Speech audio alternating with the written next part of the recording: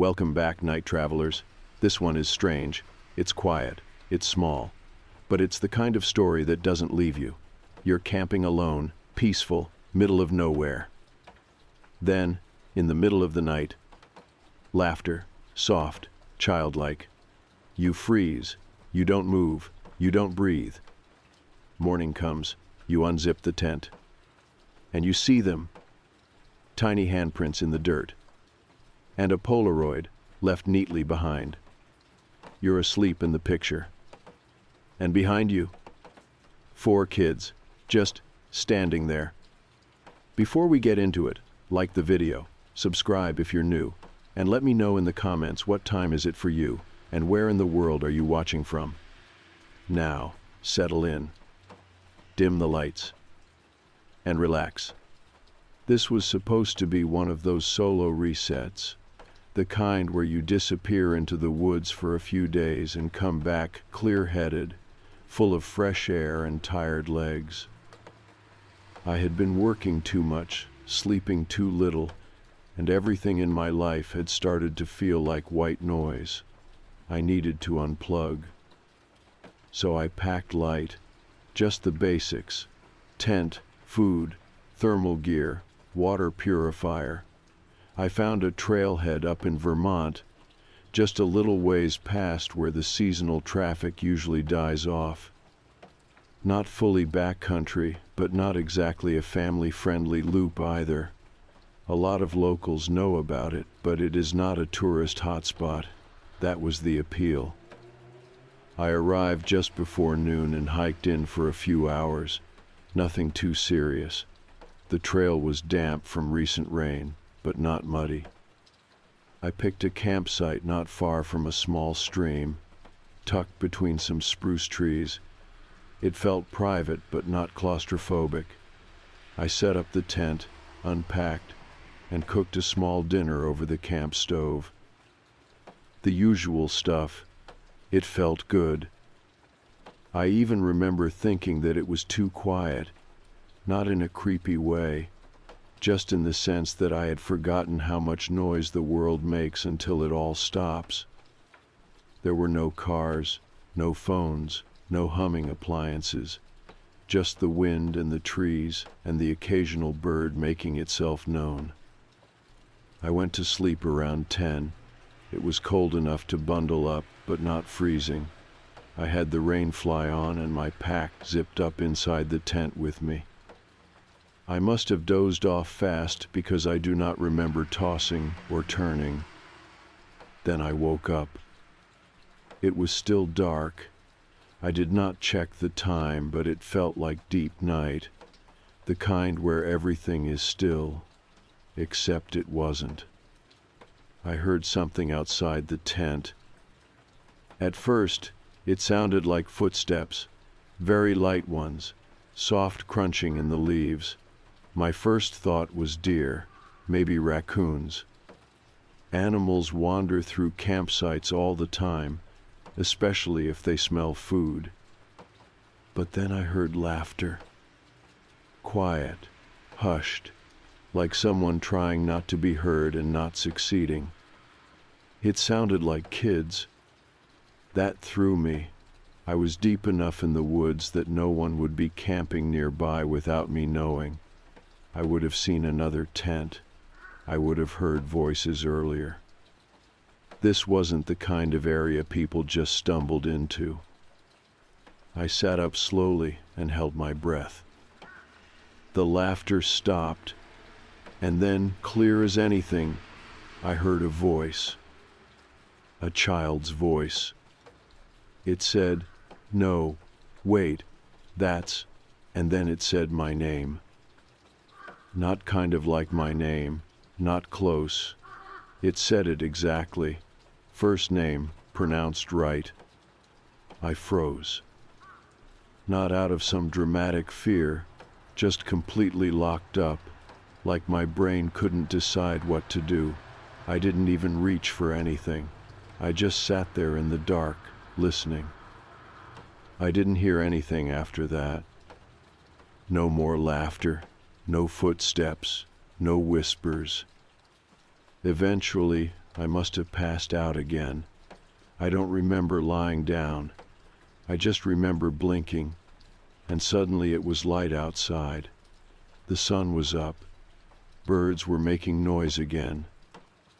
Everything felt normal, but my chest was tight and my back hurt from the way I had slept, curled up and stiff. I unzipped the tent and stepped outside, already trying to convince myself I had dreamed the whole thing. Maybe I had woken up halfway from a nightmare and my brain filled in the rest. Then I saw the handprints. There were dozens of them, small, clearly from children, pressed into the soft dirt around the tent, all sides, some overlapping, some right near the entrance flap. They were not adult hands. I could tell by the spacing and the length of the fingers, too small, too round. I stared at them for a long time, not touching anything, just counting them and trying to figure out how they got there. That is when I noticed the photograph. It was sitting just inside the edge of the tent flap, like it had been slid there carefully. A Polaroid. In the photo, I was asleep in my sleeping bag, head turned to the side, completely unaware. And behind me, standing in the tent's opening, were 4 children. They looked maybe 8 to 10 years old, 2 boys, 2 girls, all pale, all wearing plain clothes, nothing weird or old-fashioned, just normal, except their expressions were off. Not smiling, not scowling, just watching.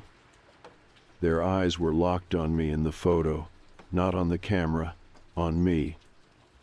And the worst part was that the photo wasn't blurry. It wasn't grainy. It was perfectly framed, perfect lighting, like whoever took it knew exactly what they were doing, like it was staged. I sat down hard and just stared at the picture. There was no message, no mark, just the image and the handprints and the cold morning air around me. I packed up not long after that. I didn't eat. I didn't even boil water. I just shoved everything back into my pack, folded the tent with shaking hands, and got the hell out. I checked the trail 100 times on the way back, listening for movement, for voices. I didn't see anyone, not a single person the whole hike out. When I reached the lot, mine was still the only car there. That's when I knew this wasn't a prank, not some local kid sneaking around.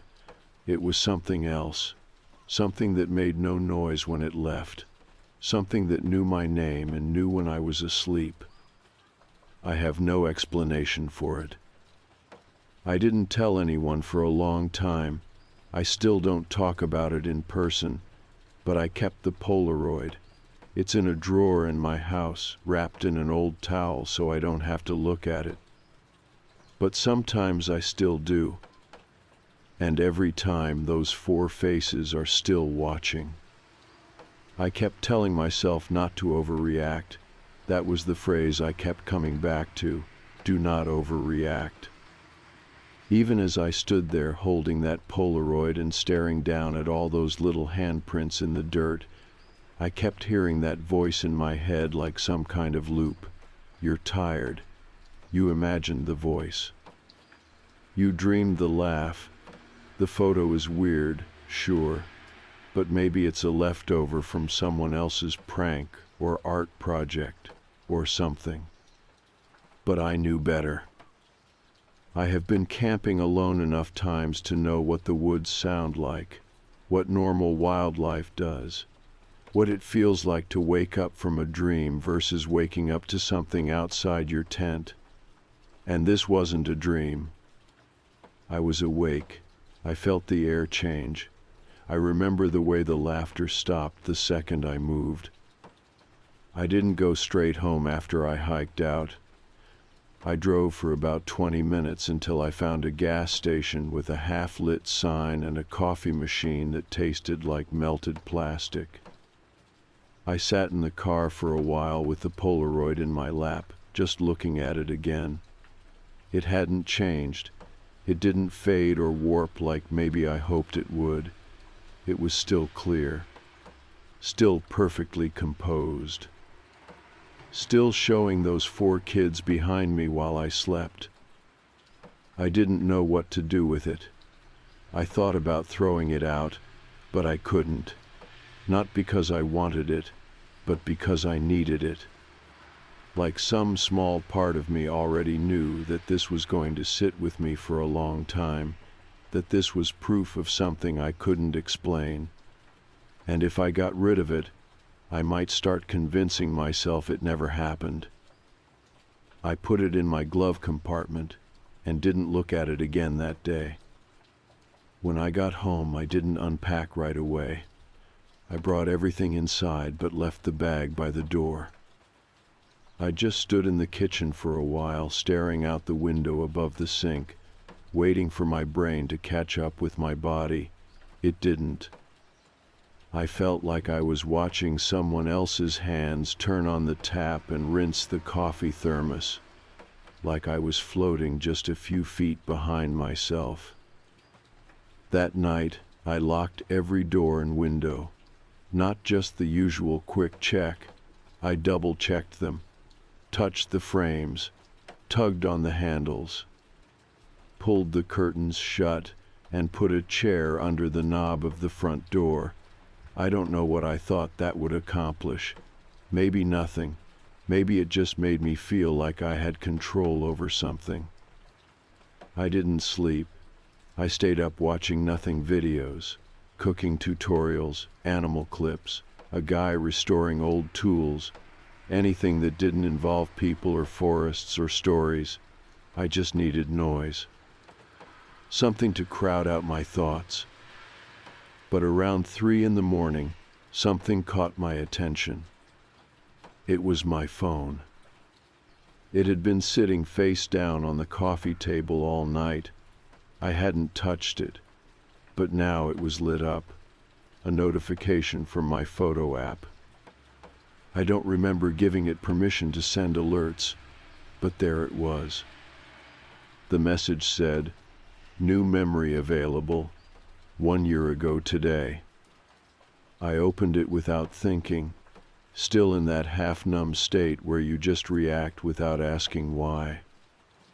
It was a picture of me on a different hike. Same time last year, I was standing at the edge of a lake, backpack on, squinting into the sun.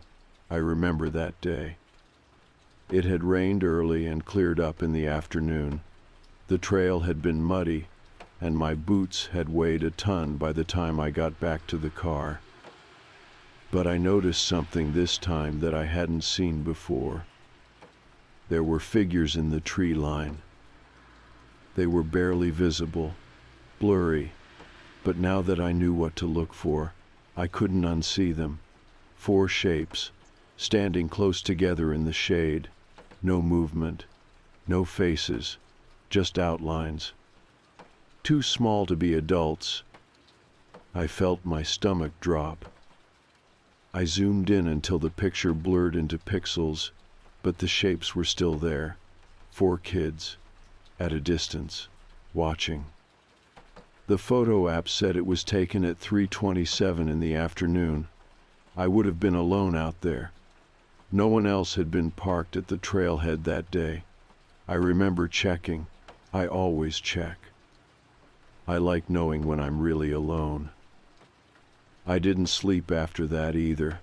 I sat at the kitchen table with my phone in one hand and the Polaroid in the other, flipping between them, comparing, matching the spacing, the general height, the way they grouped themselves. It wasn't identical, but it was close enough that my brain filled in the rest. I started wondering if this wasn't the first time I had seen them. Maybe it was just the first time I noticed. The next morning I checked my car. I don't even know what I was looking for. Fingerprints maybe, scratches, dirt, anything out of place, but everything looked normal. I popped the trunk, Nothing. Opened the glove compartment. The Polaroid was still there, untouched. I stared at it again. Their clothes were still hard to place. Not modern, but not obviously old either. Just plain. Like the kind of things kids wear in photos where the parents pick everything out. No logos. No prints. Just solid colors. One of the boys had a red shirt, the other had blue. The girl in the middle had a white dress, and the other girl wore something darker, maybe gray. No shoes. That part I hadn't noticed the first time. None of them had shoes on. I stayed inside the rest of that day, and the next, I told work I had a cold, which wasn't really a lie. I felt sick, but not in a physical way, just off. Like I had stepped out of rhythm with the rest of the world and couldn't get back into sync. I kept the windows covered. I stopped opening the blinds. And every time I walked past the mirror, I found myself looking over my shoulder, because somewhere in the back of my mind, a question had started to form. What if they didn't follow me out of the woods? What if they were already here? By the third day, I realized I hadn't really spoken to anyone. Not out loud, not even over text. I'd gone quiet without noticing, like something in me had shut a door and decided not to answer if anyone knocked. I was still eating, still drinking water, still going through the motions of being fine, but I wasn't leaving the house, not even to check the mail. I started watching the footage from my doorbell camera, not because I expected to find anything, but because it gave me something to do. It runs on motion detection, and I keep the clips saved for a week before they delete. I hadn't reviewed them since before my trip. That night, I sat down and pulled up the history, more out of curiosity than anything. Most of it was nothing. The usual: cars passing, squirrels triggering the sensor, a delivery guy dropping off a package I had forgotten I ordered. But then, buried between two daylight clips, was one from just after 3 in the morning, time-stamped the day I got back. The clip was short, about 20 seconds. It was triggered by motion on the porch. At first there was nothing, just the empty frame and the soft glow from the street lamp. Then, just before the clip ended, someone stepped into view. A child. Only the lower half of their body was visible. The rest was cut off by the top of the frame. They stood still for maybe 3 seconds, not moving, not knocking, not trying the door, just standing. Then they stepped backward and disappeared. I watched it 6 times. I couldn't make out their face, couldn't tell if it was a boy or girl.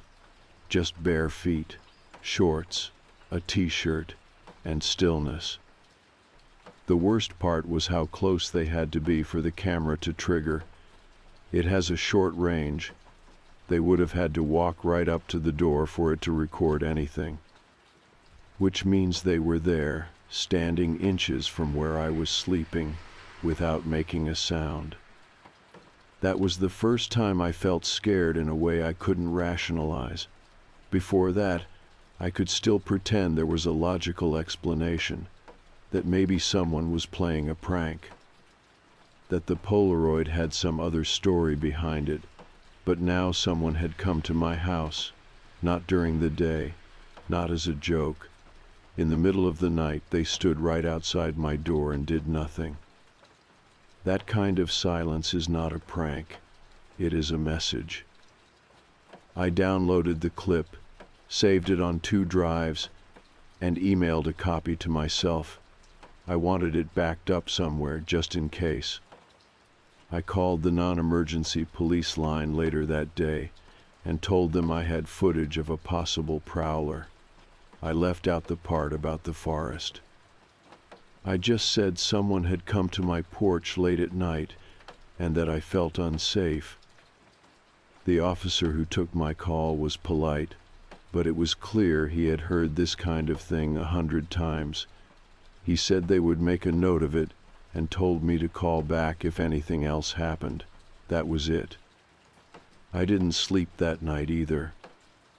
Instead, I sat in the living room with all the lights off, watching the front door through the window blinds. I held a flashlight in one hand and a metal baseball bat in the other. I'm not a violent person. I've never even been in a fight, but something about that silence had changed the way I thought. I didn't want answers anymore. I just didn't want them coming back. But they didn't. Not that night. The next day, I bought a new camera, one of those trail cams that hunters use. Infrared, battery-powered, no Wi-Fi. I set it up outside, angled toward the side yard. I also started leaving a light on in the front room, thinking maybe the visibility would make whoever it was think twice about coming back. That night, I slept on the couch again.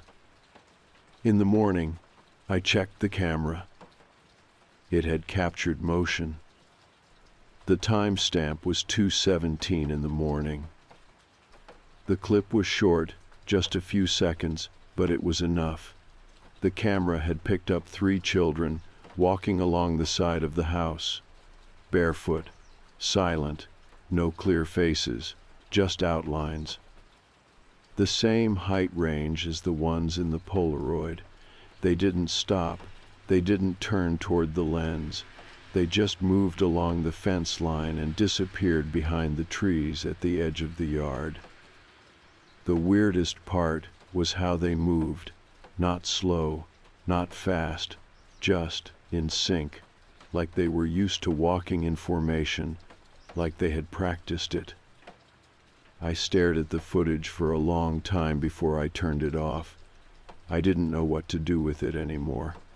Calling the police again felt pointless. They would ask the same questions. Did they knock? Did they try to get inside? Was anything damaged? No, none of that. They just came and went like shadows. That day, I stayed inside again. I pulled the shades on every window and started looking through old photos on my phone. Not the ones from the trip, not the obvious stuff. I looked at random ones. From holidays, from weekend hikes, from walks in the park, anything with trees in the background. And I started noticing things. Shapes. Not in every photo, not even most, but enough. Blurry spots where someone might have been. Patterns in the leaves that didn't match the branches. The edge of a hand in the corner of a frame. A reflection in the water that did not belong to me. I don't know what that means. I don't know if they have been following me for longer than I thought, or if I was just unlucky enough to see behind a curtain I wasn't meant to notice.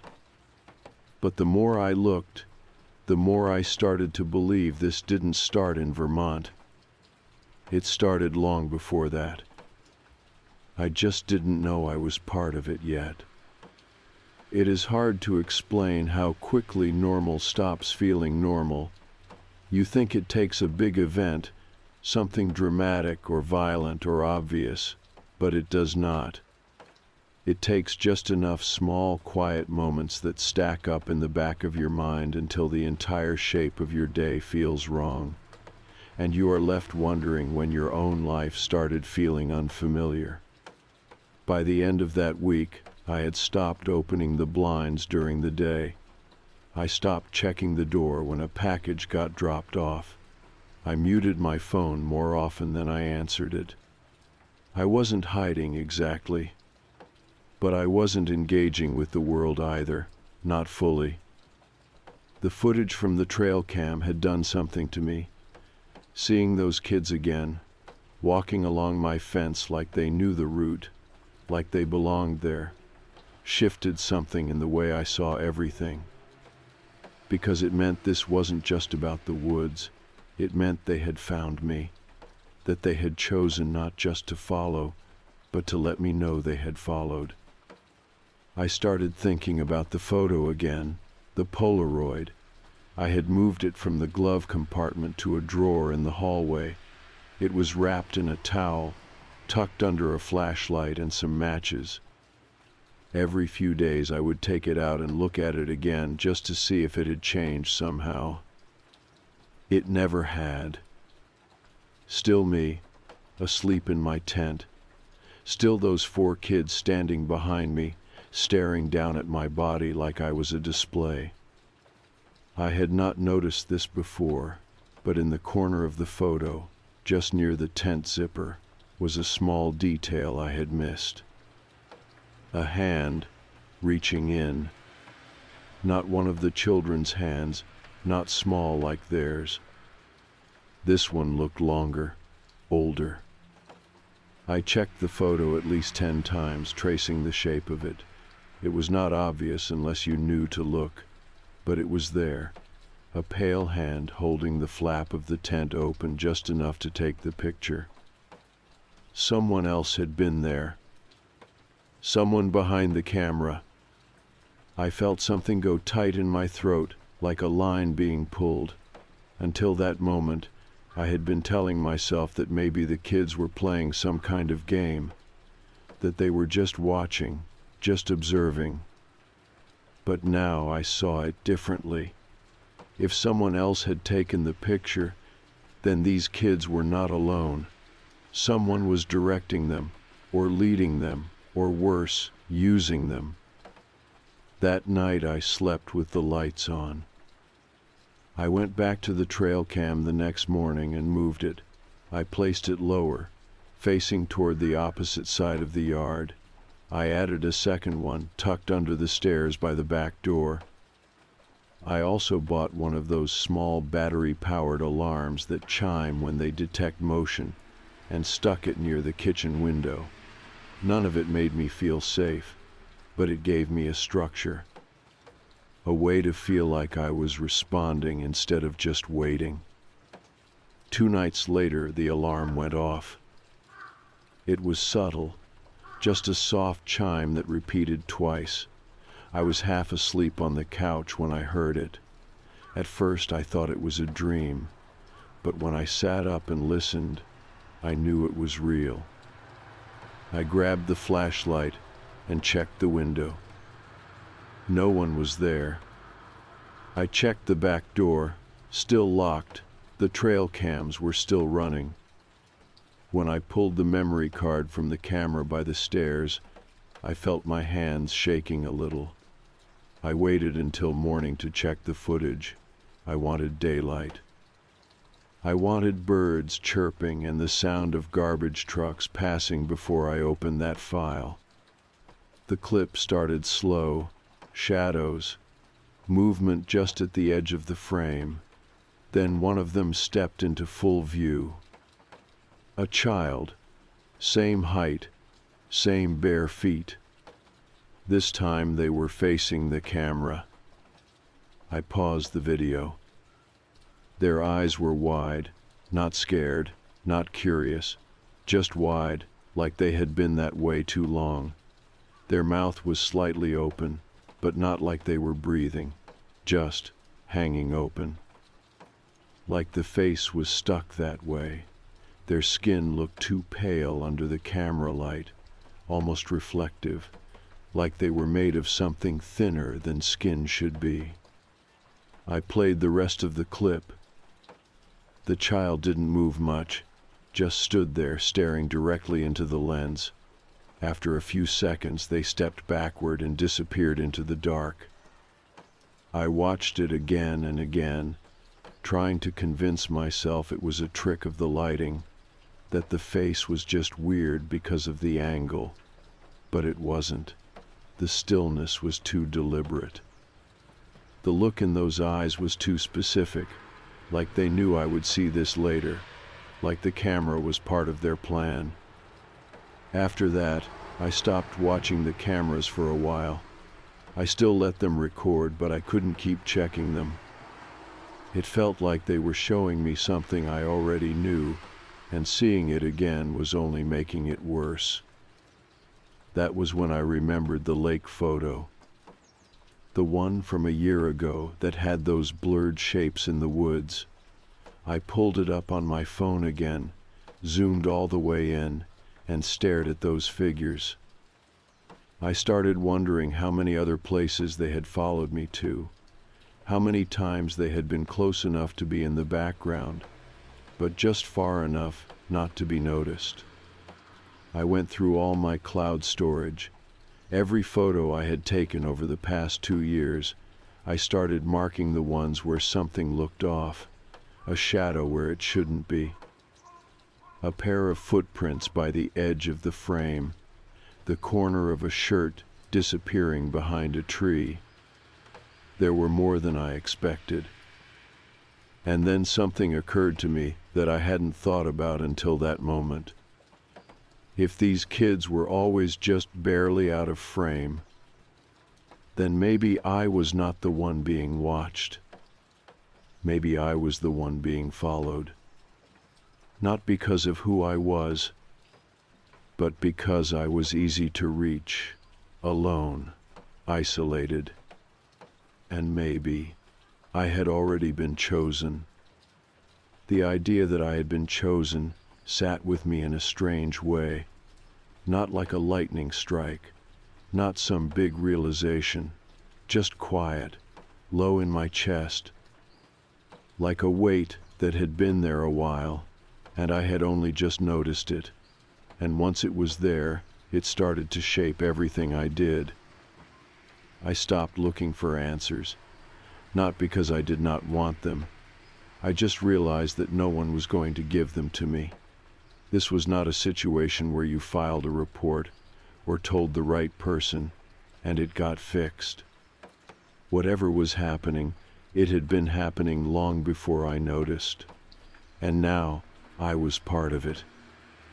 I started thinking about patterns, about what these kids were actually doing. They were not breaking in, not leaving threats. They had not spoken to me since that night in the woods when one of them said my name. They were not trying to hurt me, at least not directly. They were showing up, again and again, and letting me know they were there. I remembered something from a documentary I had watched years ago. It was about predators, not people, animals, wolves, how they stalked their prey for long stretches before making a move.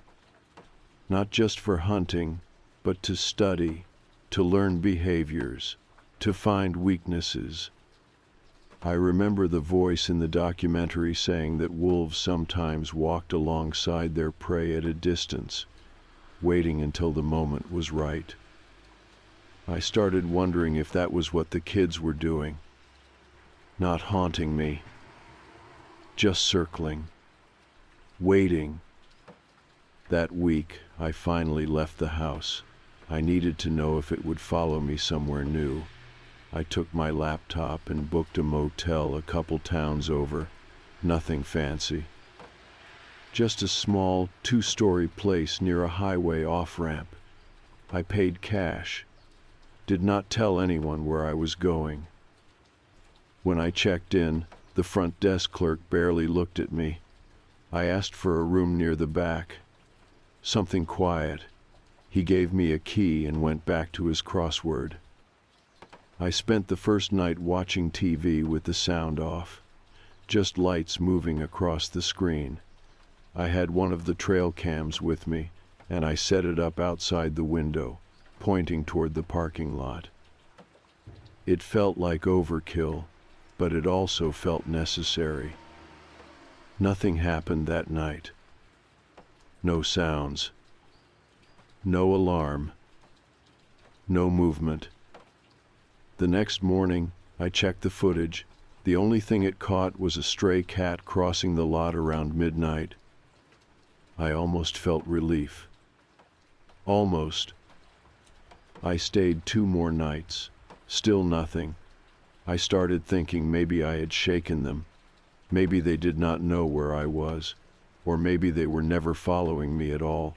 Maybe they were tied to that house, that forest, that moment. On the 4th day, I drove home. The house looked untouched. The lights were off, the blinds still closed. I stood in the doorway for a long time before stepping inside, like I was waiting for something to feel wrong. But everything looked the way I left it. I checked the trail cams. The memory card on the side yard camera had 2 new clips. Both were short. The first was just static. That was not normal. The camera should have either caught motion or stayed off, but this one had 20 seconds of fuzz. No clear images, no sound. The second clip showed one of the kids standing in the far corner of the yard, near the edge of the fence. Their face was turned away, looking out into the trees.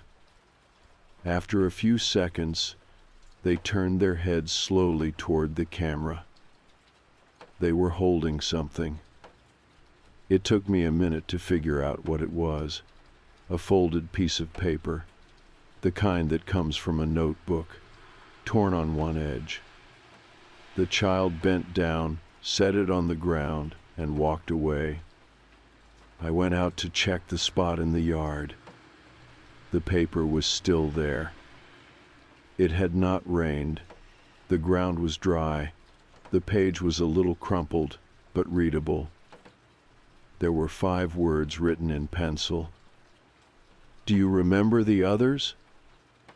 No punctuation, no signature. I read it 5 times. My throat went dry. My fingers felt numb just holding it. I did not know what it meant, but the way it was written made it sound like it was not the first time this had happened, like there had been others before me, maybe people who had seen the same things. Heard the same laugh outside a tent, woken up to the same Polaroid, maybe people who never said anything, or people who said too much. I started thinking about all the unexplained disappearances I had read about over the years, the hikers that went missing on well-marked trails, the campers whose sites were found fully intact, just abandoned, tents still standing, fires still smoldering, no signs of a struggle. And I started wondering how many of those stories involved kids.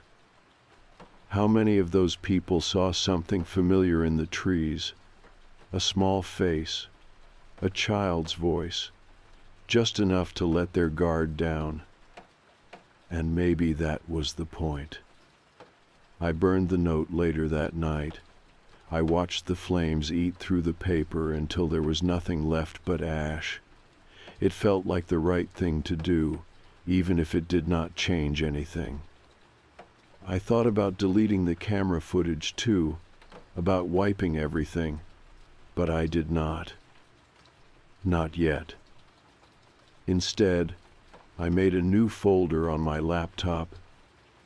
I titled it "The Others," and I started writing everything down, every detail I could remember, not just from that week, but from before, from the trip, from the photos, from every moment that felt just a little off. Every shape in the background, every noise that didn't fit. I was not trying to solve it. I just wanted a record. Because if there really were others, someone had to leave something behind. The folder kept growing. Every day I added something new, a sentence, a photo, a note about what time the cameras recorded motion, even if it was just a squirrel or a falling leaf. I stopped trying to understand the logic of it. I just recorded, like a ritual, like if I kept track of everything, it couldn't catch me off guard again. I didn't see the kids for a while after that last note, the one that asked if I remembered the others. No more recordings, no handprints, no signs of anything new. Weeks passed. The air turned colder. Leaves started falling, and I started feeling like maybe it had finally stopped. It's strange how fast your mind tries to return to normal, even when everything feels wrong, even when you've seen things that make no sense. Your brain still pulls you toward routine. It wants a shape, a reason, a place to file everything. I started going out again, small errands, late night walks around the block. I went to the grocery store during slow hours, tried to avoid looking at the woods behind the parking lot. I answered a few texts, made a phone call, laughed once at something dumb a friend sent me. It was weak, but it was real. I thought maybe I was healing. Then, one morning, I found the second Polaroid. It was slid under my front door just like the first. No envelope, no message, just the photo. I felt it before I saw it. I had walked past the door and noticed the smallest slip of white on the floor. The air shifted when I bent down to pick it up. This time I wasn't asleep in the picture. I was standing in my hallway in pajamas, one hand halfway to my face, like I had been rubbing my eyes. It was taken from outside the window through the glass. The angle was perfect. My expression was blank, not scared, just tired, vulnerable. And behind me, closer than I thought, were the same 4 kids. In the reflection, they were not in the hallway, but they were in the photo, standing just outside the frame behind the glass. Their faces were the same as before, expressionless, unblinking. That photo was the final piece. I didn't panic. I didn't call anyone. I just sat down at the table and placed the new photo beside the old one. I stared at them both, first asleep, then awake. They wanted me to see them. That was the point, all along. Not to take me, not to chase me, but to make sure I knew they were there, that they always had been, that they always would be. And for the first time, I understood what they had been trying to show me. It wasn't about me being special. It wasn't about punishment. It was an invitation, an offer. I don't think I was the first person to receive it. I don't think I'll be the last. But I was given the chance to see behind the curtain, and that alone was enough to change me. I did not sleep that night. Instead, I packed a bag. Not out of fear, but out of something else, something closer to peace. I brought the photos, a flashlight, the camera, a fresh notebook. Then I drove. Back to the trailhead, the same one. The parking lot was empty, like it had been before. The trees looked taller than I remembered, the path thinner. I hiked in about 6 miles, same spot, same clearing. I stood there for a long time listening. Nothing moved. Then, just as the sun started to dip below the tree line, I saw them. At the edge of the clearing, not hiding, just standing, watching. 4 kids. Same height, same eyes. But they were not alone. This time, there were others, adults, older faces, further back in the trees, silent. Some of them were smiling. It was not warm. It was not cold. It was just calm, like being welcomed home. I sat down on the ground and took out my notebook. I didn't run. I didn't speak. I just started writing. What I saw, what I felt, what I had come to understand. Not everything out there wants to harm you. Some things just want to be remembered, to be believed in, to be followed. And maybe that's all this was. A signal, a question, a choice. I do not know where they come from. I do not know how they know your name, but I know they do not pick people at random. They choose you because they see something in you, something that is missing, something that belongs with them. And if you listen closely, if you stop fighting the silence, you might start to understand what they are asking. Not why, not how. Just, are you ready? I was. I am. And so I stayed until nightfall. And when I finally stood up and looked back toward the trail, I knew the way would still be there. But I also knew I would not be taking it. Because the question is not whether they will come back. The question is whether you will answer. And I did. I finally did.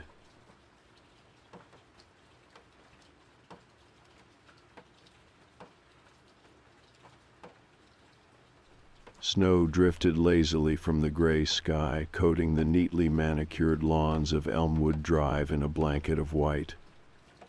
The suburban neighborhood looked like a holiday card, each house adorned with twinkling lights and festive wreaths.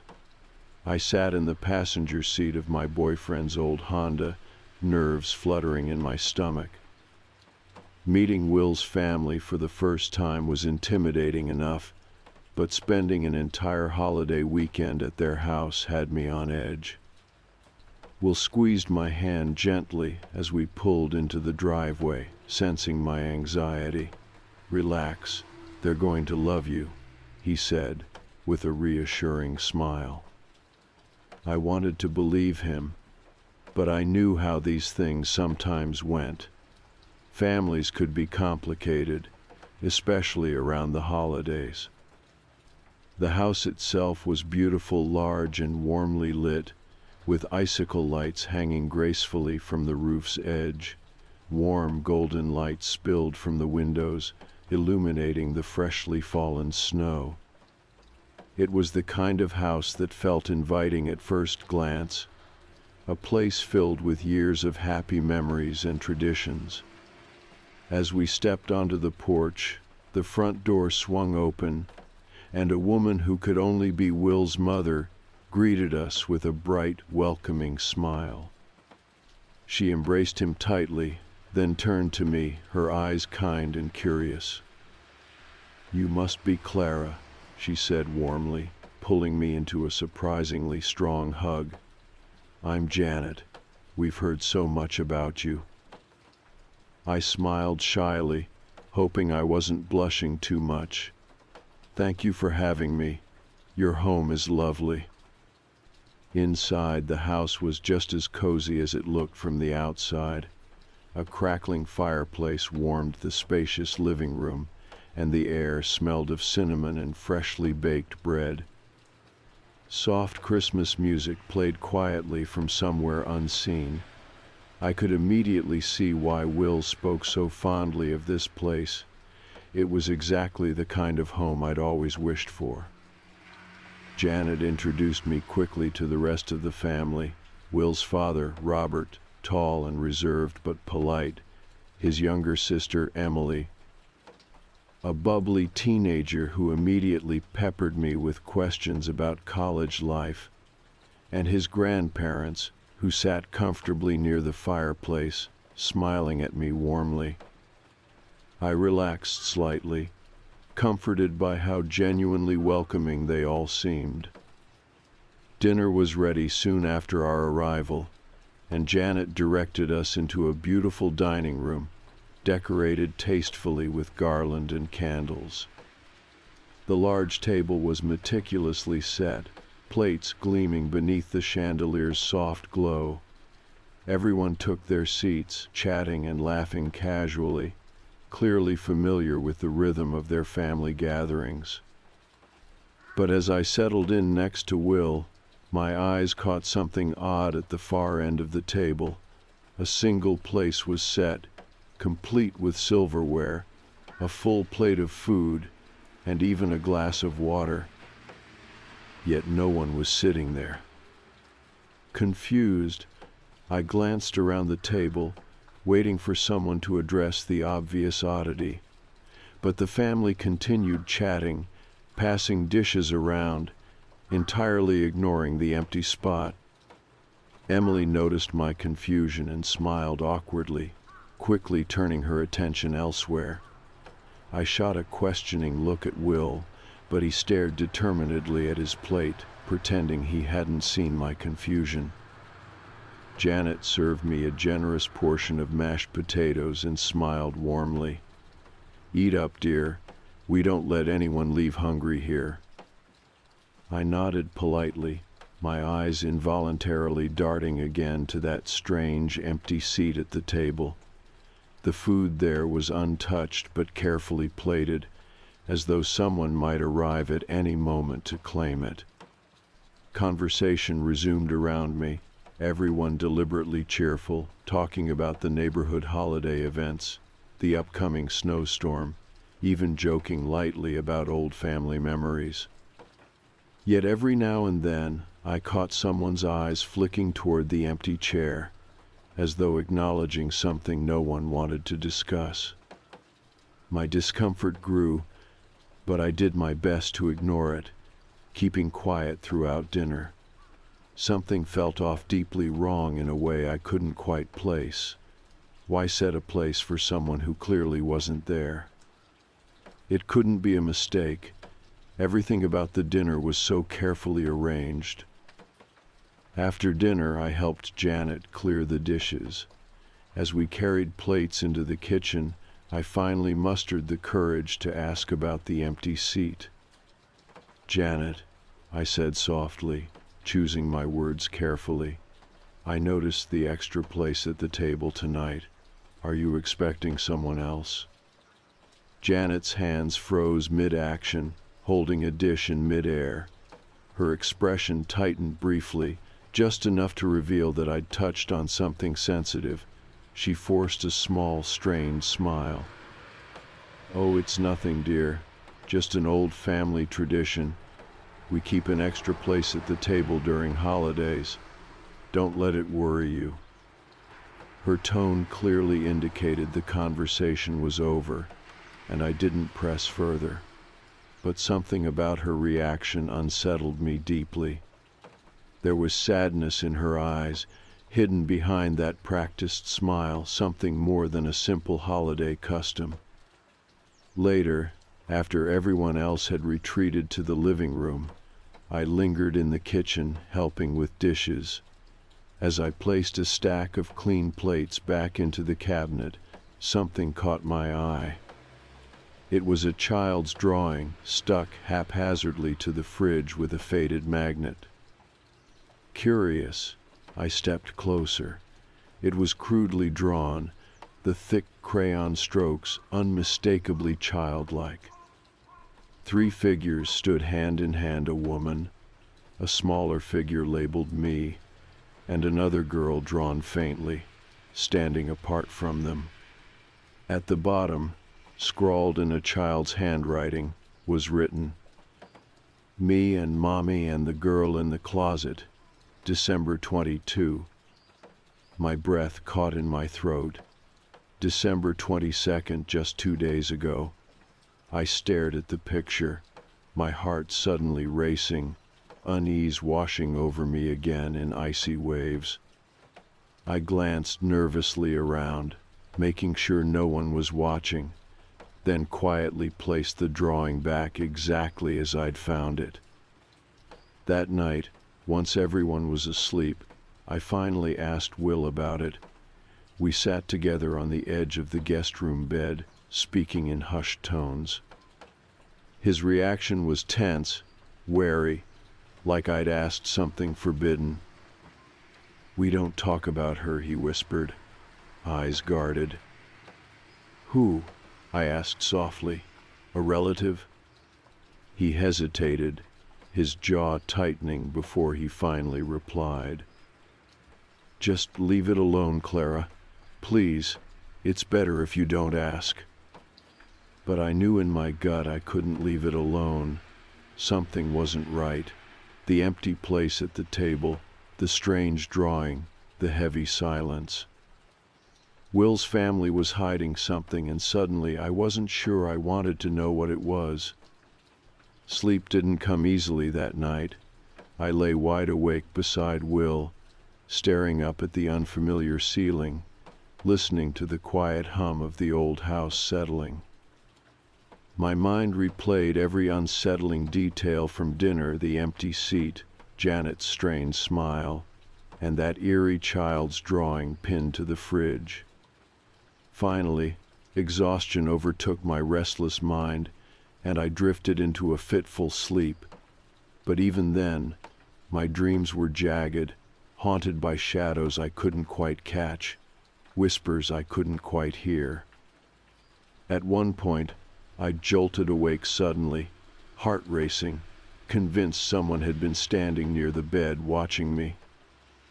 But the room was empty, filled only with pale moonlight filtering gently through lace curtains. I glanced over at Will. He slept peacefully, breathing slow and even. I envied him in that moment, how easily he seemed to accept the strangeness of his family's world. I carefully slipped out of bed, pulling on a sweater, shivering slightly as my bare feet met the cold wooden floor. Maybe a glass of water would help calm my nerves. The hallway was dark, dimly lit by a faint yellow glow coming from a nightlight near the staircase. I moved carefully, trying not to wake anyone, feeling oddly like an intruder in this quiet, perfect house. Downstairs, the kitchen was bathed in soft moonlight, making everything seem gentle and harmless. I poured a glass of water and leaned against the counter, letting the cool liquid soothe my tight throat. But as I stood there, eyes drifting aimlessly, something tugged insistently at my attention. The fridge, that drawing again, its colorful scribbles partially illuminated by moonlight.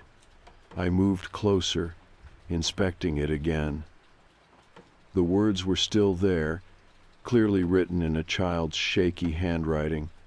Me and Mommy and the girl in the closet, December 22nd, just 2 days ago. I couldn't let it go. I knew I should go back to bed, forget about it, respect Will's quiet plea to leave things alone, but something deep inside pushed me onward. I needed answers. Carefully, I turned away from the fridge and walked slowly toward the hallway that connected to a small side door, one I'd noticed earlier when Janet had shown me around.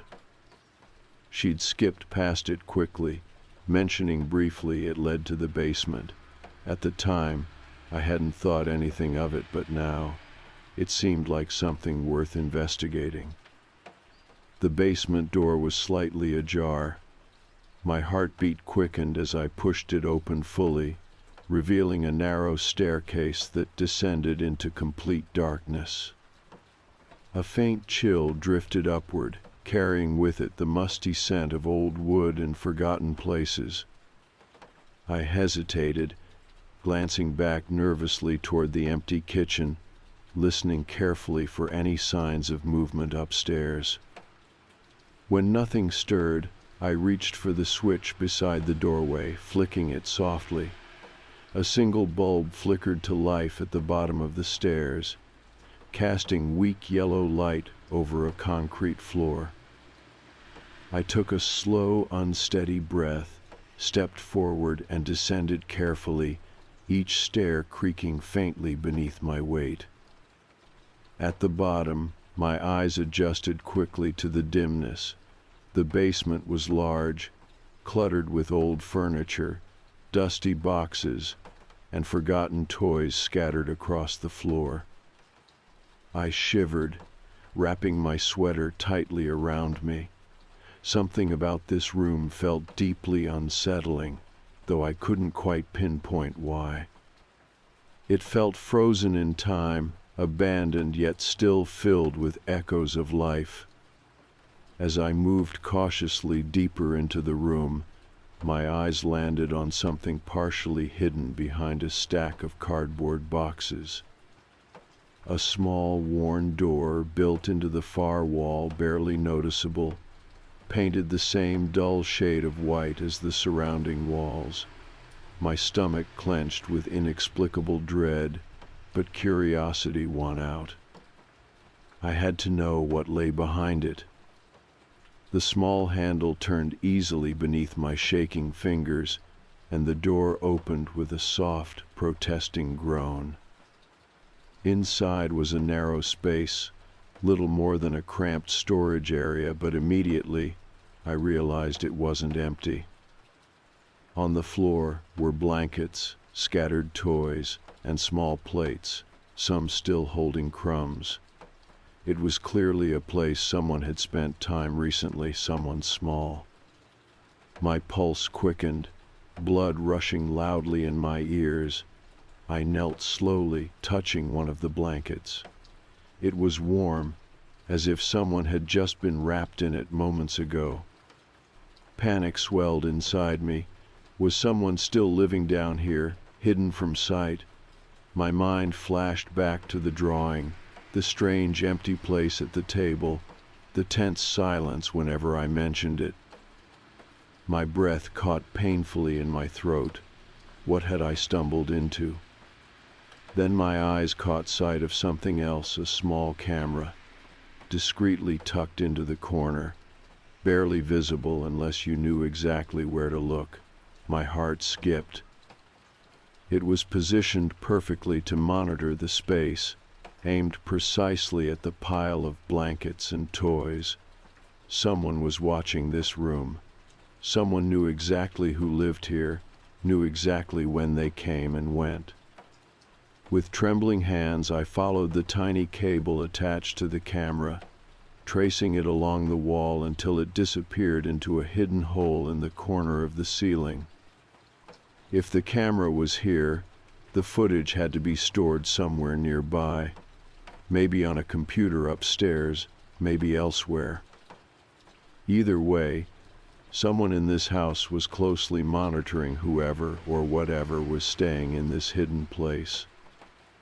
Suddenly, a soft sound broke the heavy silence, a faint creaking somewhere above me, perhaps footsteps upstairs. My breath froze in my lungs. Someone was awake, moving around the house. I knew instantly I couldn't be found here. Quickly, I closed the small hidden door, making sure it was exactly as I'd found it, and hurried back across the basement toward the stairs. My heart hammered with each step I climbed, eyes darting nervously upward toward the open doorway above. As I reached the top, I paused, listening carefully. Silence again. Maybe I'd imagined the noise, or maybe whoever had been moving was back in their room. Either way, I didn't risk lingering. I flipped off the basement light and moved swiftly through the kitchen, up the stairs, back down the hall toward the guest room. Will was still fast asleep, breathing deeply, completely unaware of my late-night exploration. I slipped quietly back into bed beside him, heart still racing, mind reeling. I'd found something terrifying hidden in the heart of Will's seemingly perfect family home, a secret room, a hidden camera, and evidence that someone else lived silently, secretly, in the basement. And worse still, I was certain Will's family already knew. Janet stood in front of me, her eyes steady but cautious, the tension in the air between us so thick it felt suffocating. Her forced smile trembled slightly at the edges, and I could tell she knew exactly what I'd been doing, exactly what I'd heard at the basement door. But neither of us spoke for a long moment, letting the silence stretch into something uncomfortable and heavy. "Clara," she finally said, her voice careful, controlled. "I thought Will mentioned that we keep the basement off limits. It's dangerous down there, old wiring, rusty nails, things you could hurt yourself on." I nodded slowly, my heart still racing, but I forced my expression into one of naive acceptance. "I'm sorry. I just got curious. Old houses, you know." She softened slightly, her posture easing, though suspicion lingered behind her eyes. "I know. But please, next time, ask first. We don't want you getting hurt." With that, she turned back toward the kitchen, leaving me standing alone in the hallway, my pulse still thrumming. I glanced back at the basement door one last time. Whatever or whoever was down there clearly needed help. Yet, confronting Janet now would only deepen her suspicions. I had to be smarter about this. Will reappeared soon after, looking anxious. "Are you all right? What did my mom say?" "Not much," I whispered back. "Just a gentle warning about the basement. She acted like she was worried about me getting hurt." Will's expression clouded, his eyes darting nervously toward the kitchen. "That's good. Just be careful. They're already watching you closely, Clara. My parents don't like when people start asking too many questions." I stared at him, feeling a fresh pang of doubt. Then what should we do? Someone was tapping at the basement door. It wasn't random noise, Will. It was intentional. "Someone's down there." He hesitated, clearly conflicted. "I believe you. But let's wait until tonight. After everyone's asleep again, we'll check together. If someone's in there, we'll deal with it then." I reluctantly agreed, knowing I couldn't handle this alone. For the rest of the day, we moved through the house pretending normalcy. We helped decorate the living room tree, wrapped last-minute presents, and tried to laugh along with Emily's jokes. Every smile felt forced, every laugh hollow. The cheerful facade was becoming nearly impossible to maintain. At dinner, the empty place at the table remained hauntingly untouched, carefully arranged with a full meal and silverware. This time, though, everyone's eyes flicked toward it nervously, as if sensing my lingering suspicion. No one mentioned it, but the air grew strained. Janet spoke brightly, too brightly, about plans for Christmas morning, her eyes darting to me repeatedly, watching for reactions. That night felt endless. I lay awake, watching shadows flicker on the ceiling, waiting for the house to settle into quiet. Eventually, silence fell, and Will sat up carefully, motioning to me to follow. My nerves twisted as we crept from the bedroom down the hall and quietly descended the stairs to the basement door. Will paused, listening carefully, then opened the door slowly. The stairwell was dark and empty. As we descended, each step creaked softly beneath our feet. At the bottom, we stood motionless, letting our eyes adjust to the dimness. "Show me," Will whispered finally, his voice tight with anxiety. I led him across the basement, past boxes and dusty furniture, until we reached the hidden door.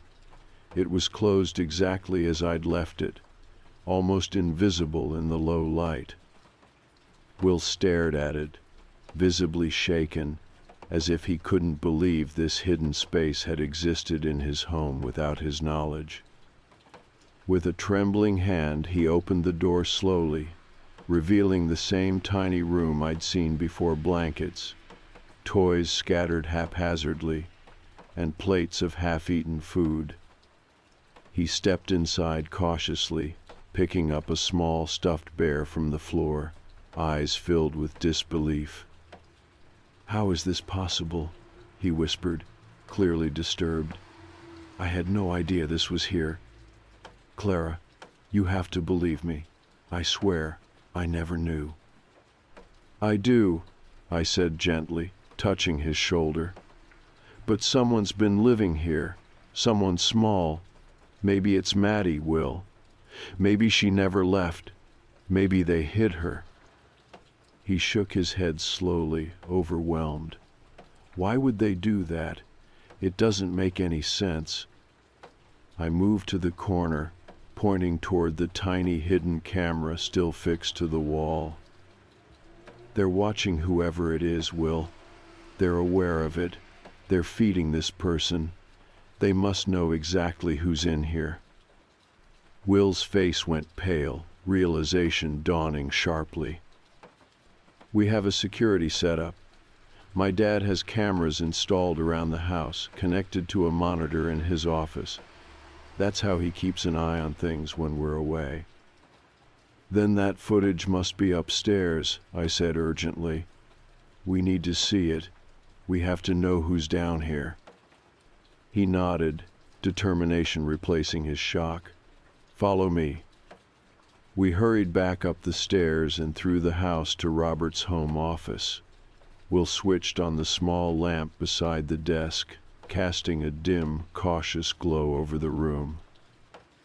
The computer sat silently on the desk, surrounded by neatly organized papers. He moved quickly, turning on the monitor, fingers trembling slightly as he navigated the desktop. After a few tense moments, a security application opened, showing multiple camera feeds around the house front door, driveway, backyard. My heart jumped as he selected the basement camera. The footage appeared, grainy and dim, showing the hidden room clearly.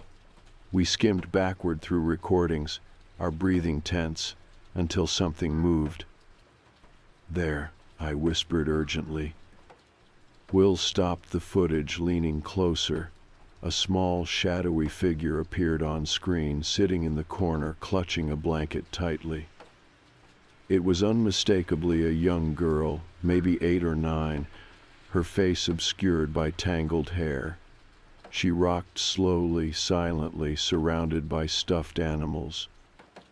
"Oh my God," Will whispered hoarsely. Could it be her, Maddie?" My chest tightened painfully. It has to be. We stared in silent horror as the footage continued, watching Maddie move quietly around the room, occasionally looking toward the camera, as if aware she was being watched. Suddenly she stood quickly, startled, backing into a corner as a figure entered the frame: Janet. Will gasped quietly, his eyes wide with disbelief.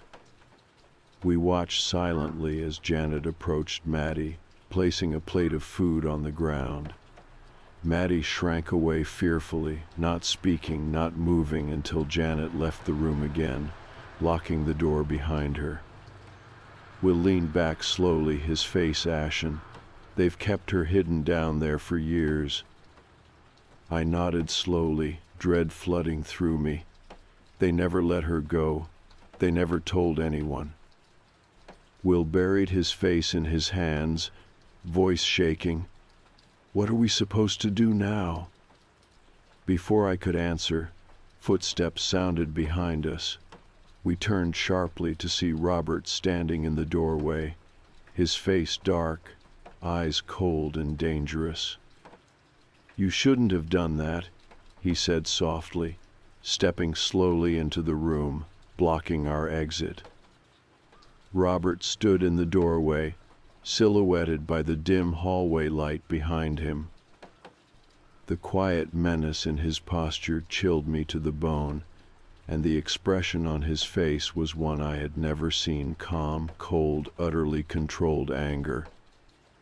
He stepped forward slowly, filling the doorway, and folded his arms. It was clear he'd seen exactly what we were looking at on the computer screen. "Will," Robert said quietly, his voice a heavy mixture of disappointment and warning, "I thought you knew better. We raised you to respect our privacy, our rules."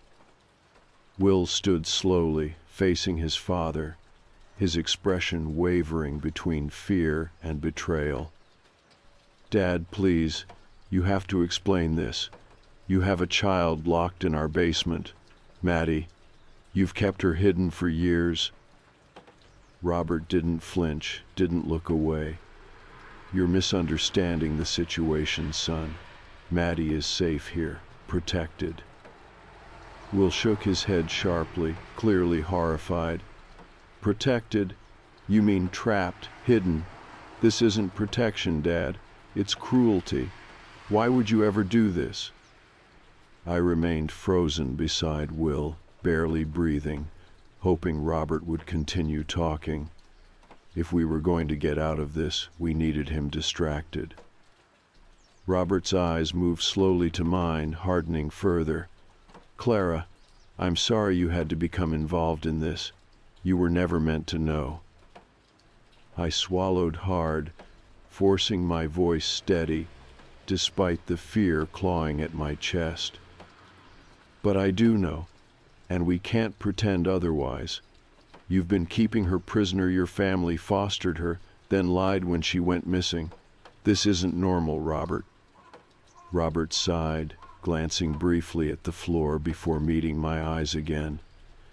"It's not what you think. Maddie came to us already broken, traumatized from experiences you can't even imagine. We took her in, tried to help her, but she was troubled, dangerous. She'd hurt herself, hurt others. She didn't respond to treatment or therapy. After a while, there was nowhere else to send her." I shook my head in disbelief. "So your solution was to lock her away, pretend she vanished?" He held my gaze firmly. "Our solution was to protect her and others from harm. We made sacrifices to keep her safe, to keep her away from prying eyes and judgment." "Safe?" Will's voice cracked, strained with disbelief and horror. "She's down there alone, scared, living like an animal." Robert's expression softened slightly, showing a flash of genuine sadness. "We tried everything else. Therapy, medication, specialists, but nothing worked. Maddie wasn't meant for the world outside these walls. Downstairs, she's cared for, fed, monitored. Janet takes care of her every need." "She's your prisoner," Will whispered, stepping closer, eyes blazing with anger and pain. "No matter how you justify it, it's wrong." Robert shook his head slowly, his voice quiet yet forceful. "Sometimes the right thing doesn't look the way you expect. If Maddie were out there, she'd be institutionalized, abandoned by everyone. At least here, she has a home, stability, a family."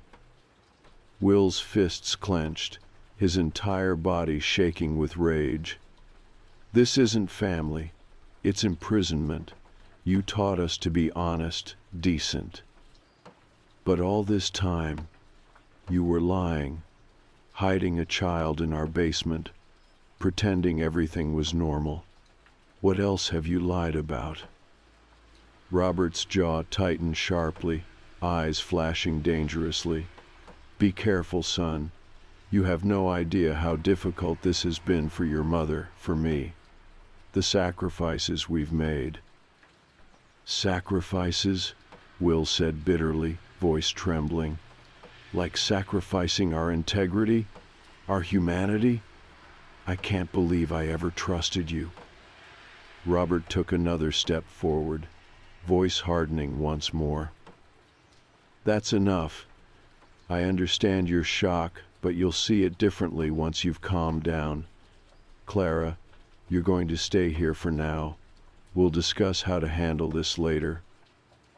I shook my head sharply, panic flooding through me again. You can't keep me here. People know where I am. My family, friends, they'll notice if I don't return.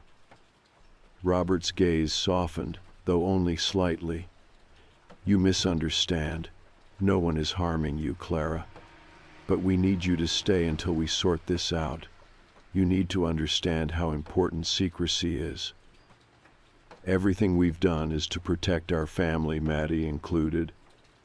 Dad, please, Will whispered desperately, clearly sensing the threat behind Robert's words. Let Clara leave. She won't tell anyone. I promise. Robert's eyes never left mine, carefully weighing my reaction. She knows too much, Will. She's seen things no one outside the family has ever seen. Will moved protectively between us, shielding me. Then we'll leave together. Clara and I will both go. You won't have to worry about either of us again. Robert's jaw tightened even more, the silence stretching between us painfully. Finally, he sighed deeply, the tension easing just slightly. I'm sorry, son, but I can't let either of you leave. Not yet. You'll stay here until I'm certain you understand the consequences. He stepped closer, hand raised slightly as if to calm us. Go back to your room, rest, give yourself time to think clearly. Tomorrow, we'll discuss this rationale as a family. He moved aside slightly, motioning toward the hallway, a quiet but firm gesture that made it clear refusal wasn't an option. I exchanged a desperate glance with Will, who squeezed my hand tightly. There was no choice, not right now. We moved past Robert slowly, my heart racing, eyes fixed firmly on the floor as we passed him, feeling his stare follow us out of the office. Once we were back upstairs, Will shut the bedroom door, leaning against it heavily. His breathing was ragged, eyes haunted. He met my gaze with raw pain. I'm so sorry, Clara. I had no idea. I took his hand, squeezing it gently. It's not your fault, Will, but we have to find a way out of here. They're not going to let us leave willingly. He nodded slowly, his eyes suddenly determined again. I know. Tonight, when they're asleep, we'll go straight to the police. We'll show them the footage. They'll have to believe us. I hesitated, dread churning in my stomach. Will they? Your parents are respected here. They might dismiss us as crazy, especially if your family denies everything. He shook his head firmly. The footage doesn't lie. We have proof. We just need to get out of here with it. We waited silently for hours, listening for any signs of movement in the house. When it finally fell silent, we cautiously slipped from the bedroom once more, moving quickly toward the office. But this time, we froze at the bottom of the stairs, our hearts stopping. The office door stood open, light pouring out into the dark hallway. Robert sat at his desk, waiting, the footage already playing silently behind him. He raised his eyes slowly, meeting ours without surprise. I had hoped you wouldn't try this, he said quietly, voice filled with genuine regret. Now we'll have to do this the hard way. Before we could react, footsteps approached rapidly from behind. We turned sharply just as Janet stepped forward, a needle in her hand, eyes wide and sorrowful. I'm sorry, she whispered softly, stepping toward us, but it's for your own good. My heart stopped as Janet moved swiftly toward us, the needle glinting ominously under the dim hallway light. Before either of us could react, Robert was already on his feet, stepping out from behind the desk, his face stern and controlled. "Don't fight this," Janet pleaded quietly, her voice shaking slightly as she approached Will. "Please, Will. Honey, it won't hurt. It'll just help you sleep. When you wake up, everything will make sense again." Will backed away instinctively, eyes wide with disbelief and betrayal. "Mom, no. Please don't do this." But she stepped forward resolutely, determination replacing the sorrow in her gaze. "You left us no choice. We tried to do this gently. We tried to protect you from the truth for your own sake, but you kept pushing." Her eyes flashed to mine, full of regret and frustration. "And now you've dragged Clara into it. We can't risk everything we've worked so hard to protect." Before I could move or scream, Robert stepped behind me, gripping my arms firmly, holding me in place. I struggled violently, but his grasp was iron-tight, unyielding. I watched helplessly as Janet quickly took hold of Will's arm, pressing the needle expertly into his shoulder. He flinched, gasping softly in pain, his eyes locking onto mine for a final panicked second. "I'm sorry," he whispered, his voice thick with despair, before his eyelids fluttered closed, and he collapsed limply into Janet's waiting arms. My heart shattered, tears spilling helplessly down my cheeks. "What did you do to him?" I cried, trying desperately to wrench free from Robert's grip. "You can't do this." Janet turned her gaze back to me, remorseful but resolute. "He'll be fine, Clara. He'll sleep for a few hours. When he wakes up, we'll explain everything again. He'll understand why we've had to do these things, why Maddie has to stay hidden." I stared at her in horror, unable to believe what I was hearing. "Understand? You've imprisoned a child. Now you've drugged your own son. You're out of your minds." Janet flinched visibly, hurt flickering through her eyes. But Robert's grip only tightened, his voice stern beside my ear. "We didn't want this, Clara. You forced our hand. If you'd stayed out of things, none of this would have happened." "Stayed out of things," I snapped, anger temporarily overpowering my fear. "You mean ignored the little girl trapped in your basement? Pretended your lies were okay?" Janet gently laid Will onto the sofa in the office, brushing his hair from his forehead with a motherly tenderness that seemed disturbingly at odds with her actions. She straightened, turning back toward me slowly, expression carefully blank. "Maddie wasn't the first," she admitted quietly, eyes holding mine steadily. "This family has been caring for troubled children for years. We took them in when no one else would. Maddie was special but complicated. She couldn't handle the outside world, Clara. She was dangerous to herself, to others. So your solution was locking her away forever." My voice trembled, disgust dripping from every word. Robert answered for her, his tone firm and defensive. "You don't understand. Maddie wasn't just troubled. She was violent, unpredictable. She hurt herself, attacked other kids at school. We tried therapy, medication, specialists. Nothing worked." Janet stepped closer, imploring me to see reason in her twisted logic. "We saved her from institutions, foster homes where she'd be mistreated or forgotten. Downstairs, Maddie has a home, food, warmth, family. She's safe, and the world is safe from her." My stomach churned violently. You're justifying imprisonment. You drugged your son.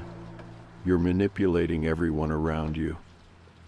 Robert sighed heavily, frustration evident. We never wanted Will to know. We never wanted him involved. He was supposed to stay unaware, protected. You complicated that. Now we have to decide what to do with you. My blood ran cold. Do with me. Janet's expression shifted to pity, mingled with sadness. You know too much, Clara. You can't leave, not now. If you tell anyone, our entire family will be destroyed. Maddie would be institutionalized. Everything we've built, everything we've sacrificed, will have been for nothing. I struggled again, desperate panic flooding my veins. People will come looking for me. You can't hide me here. Someone will notice I'm gone. Robert shook his head grimly. We'll make it believable. Your family and friends will think you simply chose to stay here longer. We'll keep your phone active, reply to texts for you. Eventually, we'll make it look like you moved away, started fresh somewhere else. Tears blurred my vision, despair washing over me. They had planned this thoroughly, coldly. Janet reached gently toward my face, wiping a tear softly from my cheek. Please, Clara. Make this easy for yourself. For Will, cooperate with us. We'll make sure you're comfortable, safe. In time, you'll understand. My voice cracked, quiet with defeat. I'll never understand. You're monsters. Robert sighed heavily, guiding me toward the hallway again. I hoped you'd see reason. Unfortunately, it seems we'll need to keep you restrained for now. Panic surged anew as he led me down the hall toward another small room, this one on the first floor, a rarely used guest room. He ushered me inside gently but firmly, shutting the door behind him. Before I could react, I heard the lock click firmly into place. The room was comfortable but sparse. A single bed, a small desk, a window with heavy curtains.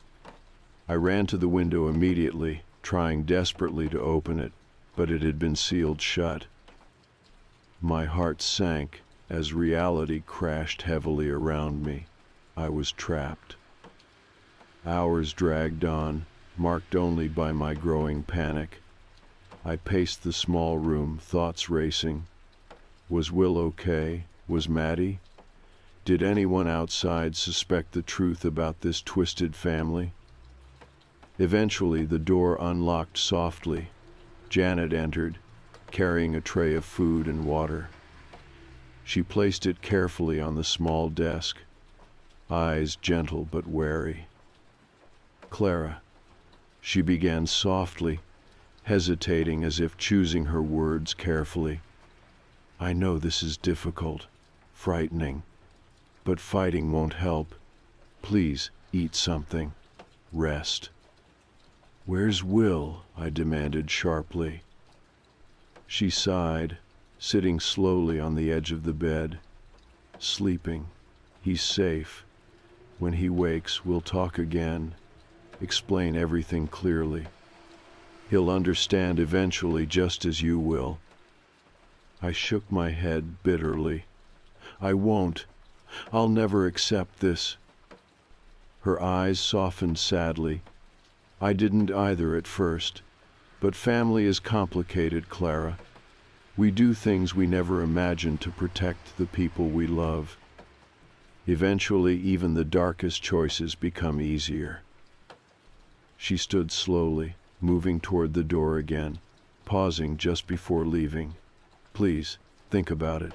The sooner you cooperate, the sooner you'll have a life here. Refuse, and we'll do what's necessary. The door locked again, leaving me alone with the echo of her words and the crushing weight of my reality. I sank slowly onto the bed, heart heavy, mind racing.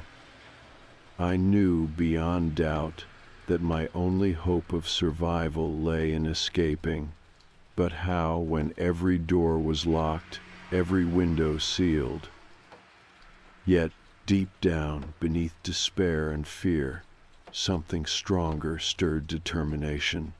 They couldn't break me. I wouldn't let them.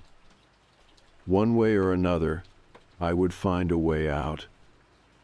I barely slept that night. My thoughts raced relentlessly, torn between fear, desperation, and a determination I couldn't quite explain. Every sound in the house, every creak of the floors, whisper of voices through the walls, set my pulse racing. The small guest room had become a cell, a beautifully furnished cage that offered no comfort, only isolation.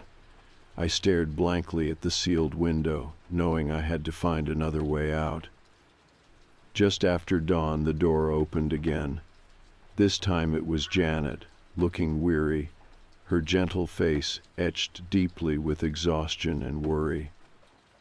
In her hands was a tray of breakfast food toast, fruit, a steaming mug of coffee. It smelled inviting, but the sight of her filled me only with dread.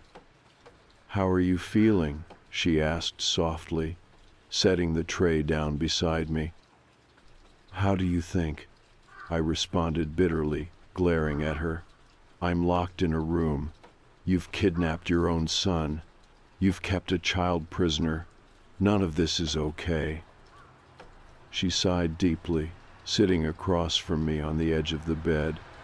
"I know how it looks, but Clara, everything we've done—" "Stop," I interrupted sharply. "No more explanations. You can't justify this." She stared at me, her eyes glistening slightly with tears. "Maybe not, but we did it to protect our family. When Maddie came to us, we loved her, but she couldn't be part of the world outside. Every attempt to help her ended badly. We made terrible choices, yes, but always for her sake, and now for yours and Will's too." I shook my head, refusing to listen. "You drugged your son. You imprisoned an innocent child. Don't pretend this was ever about protecting anyone but yourselves." Janet stood quietly, clearly shaken by my words. She looked away, unable to meet my eyes any longer. "I'm sorry it had to come to this, Clara, but if you refuse to see reason, there's nothing more we can do." As she turned to leave, I called out desperately, "Please, at least let me see Will. Let me know he's okay." She hesitated, then slowly nodded. "All right, but only for a few minutes." Moments later, Will entered the room. He looked exhausted, disheveled, his eyes haunted with guilt and confusion. Janet stayed outside the door, leaving it slightly ajar, listening to every word we said. "Are you okay?" I asked gently, my voice shaking. Will sat beside me, his hands trembling. "I'm so sorry, Clara. I had no idea they would do this. I don't even know who they are anymore." "It's not your fault," I assured him quietly, taking his hand. "But we need a plan. We can't stay here. They're desperate, Will. Who knows what they'll do next?" He nodded slowly, squeezing my hand reassuringly. "I know. Last night, when they thought I was unconscious, I overheard them talking. They said they needed to move Meta, take her somewhere else, away from here, because of us. We don't have much time." I glanced quickly at the open door, then leaned closer. "If they're moving her, we have one chance. They'll be distracted. We have to get out and get help." Will agreed, determination sparking again in his eyes. "Tonight, we'll make our move then. Be ready." As promised, The opportunity came just after midnight. Through the wall we heard faint noises, footsteps, whispers, and the basement door opening. My heart pounded. It was now or never. Moments later, Will quietly unlocked my door with a key he'd stolen from his father's desk earlier that day. We moved silently into the hallway, listening carefully. "They're downstairs," he whispered urgently. "Maddie's room is empty. They're loading her into the car. Let's go." Hand in hand, we crept through the dark house, every step tense, every shadow feeling like a threat. At the front door we hesitated, breathless with fear. This was it, the moment we escaped, or were caught again. I turned the handle slowly, wincing as the door creaked slightly. Outside, the cold night air greeted us sharply. But just as freedom seemed within reach, headlights snapped on, blinding us. Robert stood beside the car in the driveway, Janet holding Maddie tightly by her side. Maddie was pale, small, her eyes wide with fear and confusion. Janet's face was tear-streaked, pleading silently for us to understand. Robert's expression was cold, resigned. "You can't run from this," Robert warned sternly, stepping forward. "This ends now." But before either of us could respond, flashing red and blue lights filled the street. Police cars pulled quickly into the driveway, officers emerging swiftly. Janet cried out, panicked. Robert looked momentarily stunned, his composure finally breaking. "Put your hands up," an officer commanded sharply. "Step away from the girl." Relief flooded through me as we stepped toward the officers. Robert and Janet hesitated, frozen by shock and disbelief. As the police approached, one officer took Maddie gently into his arms, soothing her quietly. Janet broke down, sobbing quietly as handcuffs were placed around her wrists. As the chaos settled, an officer explained. Earlier, after Will had woken from the sedative, he'd managed to sneak a message from his father's phone to the local police, sending them a brief but urgent plea for help. They'd arrived just in time to witness our attempted escape, confirming the disturbing story we had to tell. The next several weeks passed in a blur of police interviews, statements, and news coverage. Will's parents faced charges: kidnapping, imprisonment, endangering a child. Maddie was moved to a specialized care facility, receiving proper help and support for the first time in years. Will was shattered emotionally, but resolved to rebuild his life on his own terms. Finally, the day came when we left that town behind, the place that had nearly broken us both. As we drove away, Will reached over, taking my hand gently. "Thank you," he said softly, his voice rough with emotion. "You saved me, Clara. Saved Maddie, too. I don't know how I'll ever repay you." I squeezed his hand tightly, looking out at the open road ahead of us. Freedom finally ours again. "You don't have to repay me. We survived together. That's enough." In the months that followed, life slowly returned to normal, or as normal as it could be. Maddie gradually recovered, learning to trust again in the safety of her new home. Will and I continued to heal, supporting each other every step of the way. Yet, despite everything, sometimes at night, when the house was quiet and shadows played tricks on the walls, memories lingered. Memories of that hidden room, the secrets and lies that nearly destroyed us all. But with each passing day, those shadows faded a little more, and eventually, all that remained was the strength we found within ourselves, the courage to face darkness head on. the resilience to move forward, and the promise of brighter days ahead. We'd escaped, we'd survived, and at last we were free.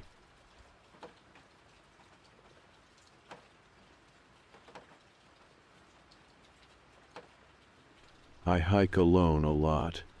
I know how that sounds, and I get the usual warnings from people: don't go too deep into the back country, keep your phone on, share your location, bring bear spray, all of that. And I do. I take it seriously. I'm not out here trying to be some story people whisper about later. I just like the quiet, being out where everything is still and slow and doesn't ask anything from you. No screens, no emails, just air and trees and time to think. This happened in Oregon, not far from a trailhead I've used before. It's about an hour-and-a-half drive from where I live. A decent loop, maybe 12 miles total if you stretch it out by exploring some of the offshoots.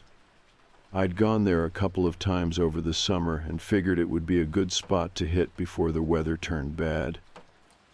It was a weekday. I took time off work to go, which is part of what made it feel good. Everyone else was probably stuck at their desks, while I had the whole forest to myself. It was a little chilly, but the sky was clear, and I had packed layers. I parked around 10 in the morning, texted my friend that I'd be out of service for a bit, and started in. The first few miles were completely uneventful. There was still dew on the ground and a few birds making noise in the canopy, but nothing unusual. I passed a couple small trail markers and one faded wooden sign I had seen before that looked like it hadn't been replaced in decades. I had service for the first mile or two, then it dropped off like usual.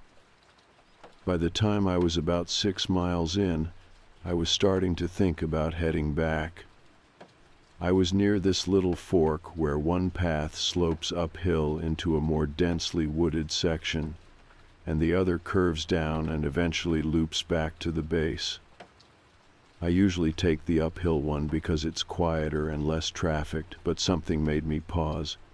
Not a sound or anything, just a weird sort of stillness, like the air around me had gone flat. And then I saw her. Off to the left side of the trail, maybe 10 or 15 feet into the brush, there was a woman sitting on the ground. She was barefoot, wearing what looked like a loose t-shirt and dark pants. Her head was down, and her hair was hanging in front of her face. At first, I thought maybe she had fallen or gotten lost. She wasn't making any noise, but her shoulders were shaking slightly like she was crying. I froze. I didn't know what to say at first. It was just such a strange thing to see that far out. I stepped a little closer and said, "Hey, are you okay? Do you need help?" She didn't look up, didn't speak, just sat there, shoulders moving in these slow, steady jerks like she was sobbing, but there was no sound. I tried again. "Are you hurt? I can call someone well once I get a signal." Still nothing, no reaction. I glanced back down the trail, thinking maybe she was with someone. Maybe a friend had gone to get help, or maybe she had wandered away from a campsite, but there was no one else around. No sound of footsteps, no backpacks, no gear, nothing. I looked back at her and noticed something that hadn't clicked before. Her feet. They were bare, yeah, but they weren't dirty. I don't know why that stood out to me. They should have been caked with mud or leaves, or at least looked scratched up, but they were clean, like she had just taken her shoes off a minute ago. Something about that gave me pause, that and the way she wasn't reacting at all, not to me, not to anything. I told her I was going to try and get a signal, and stepped off the trail in the opposite direction to see if climbing the ridge a little would help. I only got a few steps in before I stopped cold. There was a man crouched behind a fallen log about 20 feet away. He was wearing dark clothes, gloves, a cap pulled low. He wasn't moving, not blinking, not adjusting, just completely still like he had been there a long time. And he was looking at me. I didn't say anything. I didn't move. I just stared back, waiting for something to shift, for him to stand up, for him to shout, for him to do anything, but he didn't. He just stayed crouched, half hidden behind the log, watching. The woman still hadn't moved.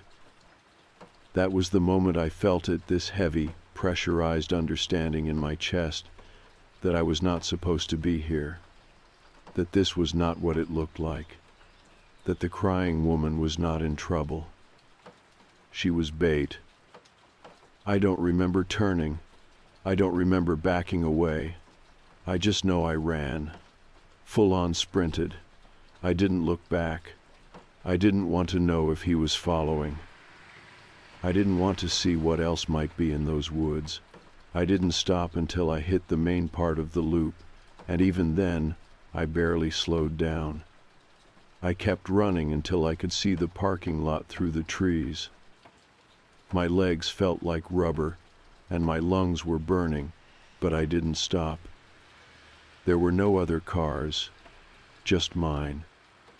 I jumped in, locked the doors, and peeled out of there so fast I almost drove off the shoulder. I didn't stop until I hit a gas station about 30 minutes away, where I finally had enough signal to call the local authorities. I told them everything, where it was, what I saw, what direction I had been heading. The operator said they'd send someone out. I gave them my contact info and waited for them to call back. When they did, a couple hours later, the deputy on the line told me they hadn't found anyone. No woman, no man, no tracks, no signs, no evidence that anyone had been off trail at all. They said it was probably a misunderstanding. Maybe I saw a hiker and panicked. Maybe it was a couple and I spooked them. But I know what I saw. And that night, someone tried my front door handle. 4 times. At first, I thought it was just the wind. You know how old buildings are. My front door sometimes creaks or clicks when it's cold, especially if there's a draft under it. But this wasn't that. It wasn't random. It wasn't one soft sound. It was 4 deliberate turns, 4 distinct metallic clinks as someone tried the handle. I was already in bed. It was a little after midnight. I had been lying there for a while, staring at the ceiling, too wired to sleep. The whole hike had left me feeling off. Not scared exactly, not until that moment, but unsettled in a way I couldn't shake. Like I had walked into something I wasn't meant to see, and somehow brought a piece of it back with me. When I heard the sound, I sat up immediately, just froze, didn't breathe. My bedroom faces the back of the house, but I could picture the layout in my head perfectly. The front door is right off the main hallway, just 2 rooms away. I waited, heart pounding hard in that dry, empty way, and counted the clicks again. 1. Pause. 2. Slightly longer pause. 3, 4. Each one slower than the last. Like whoever was out there didn't want to open the door all at once, like they were testing it, trying to feel how far the latch would go, if it was locked, if it was going to give. I got up as quietly as I could and crept to the hallway. The light from the street lamp outside slanted in through the curtain just enough to see shapes. the outline of my coat on the hook, the curve of the table by the wall, the frame of the door. Nothing moved. I don't own a gun, never really saw the point. I had pepper spray somewhere, but I couldn't remember where I'd put it. I ended up grabbing this heavy ceramic lamp from the side table. Dumb, I know. Like I was going to fight someone off with a lamp, but it made me feel less helpless. I waited there for a long time, probably 10 or 15 minutes. Didn't move, didn't hear anything else. Just the sound of my own breathing and the blood in my ears. I called the sheriff's department again. I gave them my case number from the day before and told them what happened during the night. The woman on the phone sounded polite but tired. She said someone would swing by to make a report. I waited all day, but no one came. By the time it got dark again, I had barricaded the door with a chair and a piece of plywood from the shed. I put it up against the inside and wedged it behind the table. Was it excessive? Yeah, maybe. But I couldn't shake what I had seen in the woods. The stillness of that woman, the crouching man with the gloves, the silence between them. Eventually, I worked up the nerve to walk over and peek through the peephole. No one.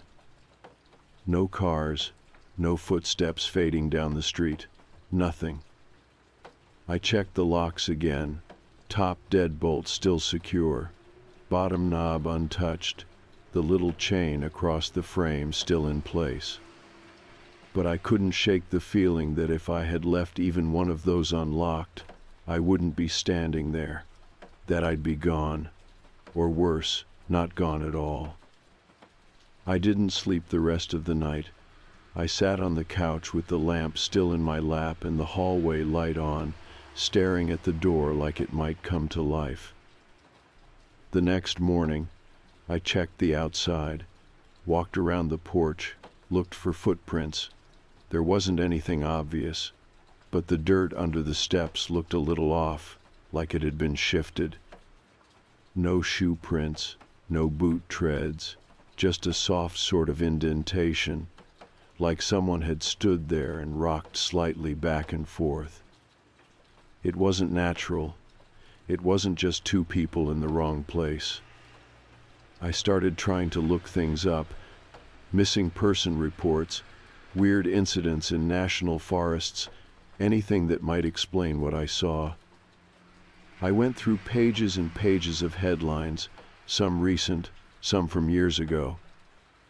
A few stories matched parts of it, people who went missing while hiking, strange disappearances, unidentifiable remains found deep in remote areas, but nothing exact. Nothing with that specific combination of bait and ambush.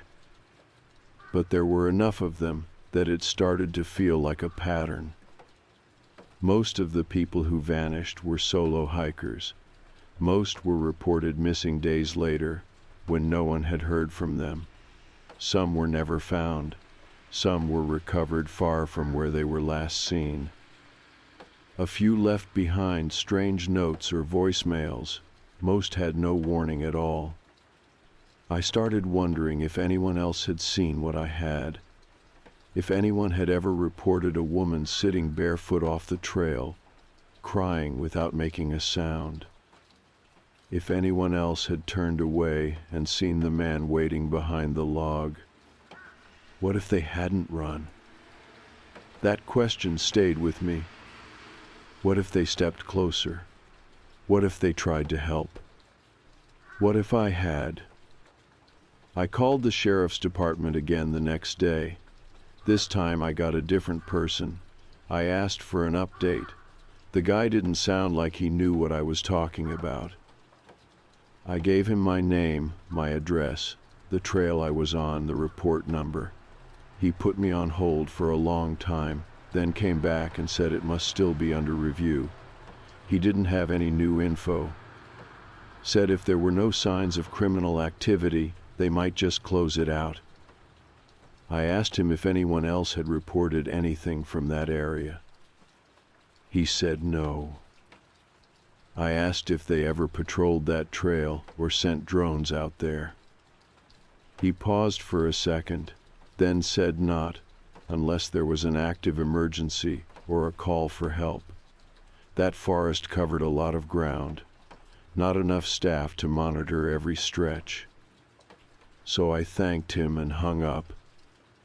I stared at the front door for a long time after that, wondering if the man had followed me back, wondering if I had somehow led him here, or if maybe he already knew where I lived before I ever set foot on that trail.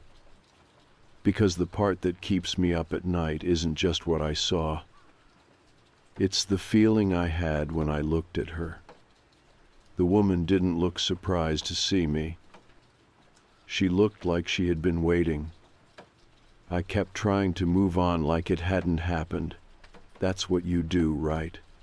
You tell yourself it was weird, but not dangerous. You tell yourself maybe it was some strange misunderstanding.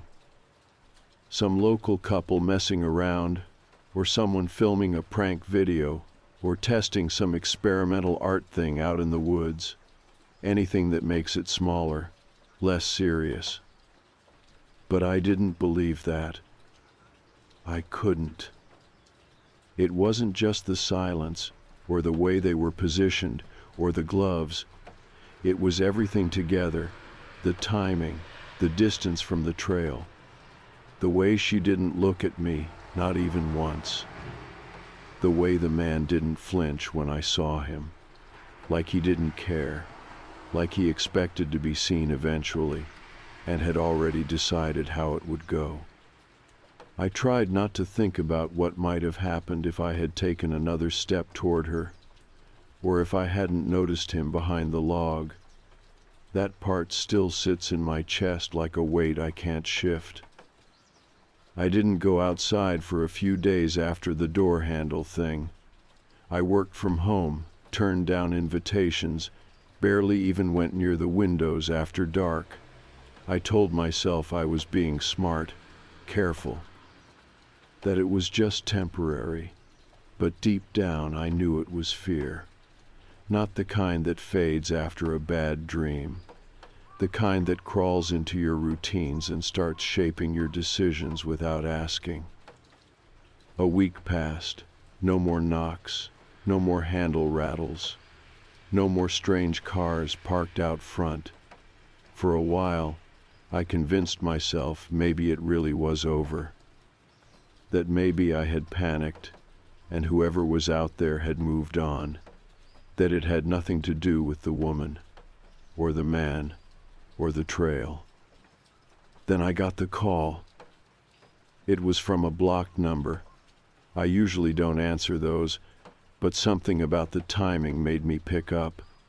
There was a pause at first, just silence on the other end. I almost hung up. But then a voice came through, a man's voice, calm, flat. He said, "You shouldn't have run." That's all. I didn't recognize the voice. It wasn't threatening exactly. There was no shouting, no rage, just that awful calmness. The kind that means they don't need to scare you, because they already know you're scared. I didn't say anything. I just ended the call and sat there staring at the screen like it might explain something. My hands were shaking, but it took a while to realize it. I went into the call log and took a screenshot, even though there was no number listed, just unknown. I reported it, obviously, called the police again, gave them the whole thing, the woods, the people, the door handle, now the call. They told me to file an official report in person. I did. They asked if I had any video evidence, any threats, anything I could actually hand over. I told them no, just the feeling that someone was watching me. just the voice. They took down the information, gave me a case number, and said they'd follow up if anything else happened. That was the last I heard from them. I started changing my habits after that, swapped out my morning walk for a treadmill, took a different route to the grocery store, covered the peephole on my door, put tape over the webcam on my laptop. Stuff that maybe looks paranoid from the outside, but felt necessary in the moment. I also stopped hiking. That was the hardest part. The outdoors had always been my reset button, the thing I did when my brain got too loud, and now it felt like that space had been taken from me, tainted. Not because of the woods themselves, but because of what had been waiting in them, watching from the edge. One night, I couldn't sleep again. It was 2 a.m, and I was sitting at my kitchen table with a cup of cold tea and a news tab open on my laptop. I wasn't really reading, just scrolling, trying to feel connected to something that made sense. I don't even know why I did it, but I searched for reports again, not just missing hikers this time, but arrests, human trafficking, suspicious activity in remote areas. It felt like grasping at smoke, but I needed to find something, some piece that made the whole thing feel real in a way that people would believe. That's when I found a story. It was local, published 3 years ago. Brief, barely a few paragraphs long. A man had been arrested for attempting to abduct a woman from a state park in southern Oregon. She had been hiking alone and was approached by someone who claimed his friend needed help. When she followed him off the trail, another man had been waiting behind a tree. She saw him just in time, ran, and flagged down another hiker near the parking area. The police caught one of them later, but the second man disappeared. The article mentioned that there had been similar incidents in other areas but didn't elaborate. No names, no charges filed. Just a single arrest and a vague comment from a ranger about possible trafficking activity. That word trafficking hit me harder than I expected, not because it surprised me, but because it didn't. It made too much sense. The gloves, the silence, the location, the bait. I tried finding more about the story, looked up court records, local blogs, forums, nothing else.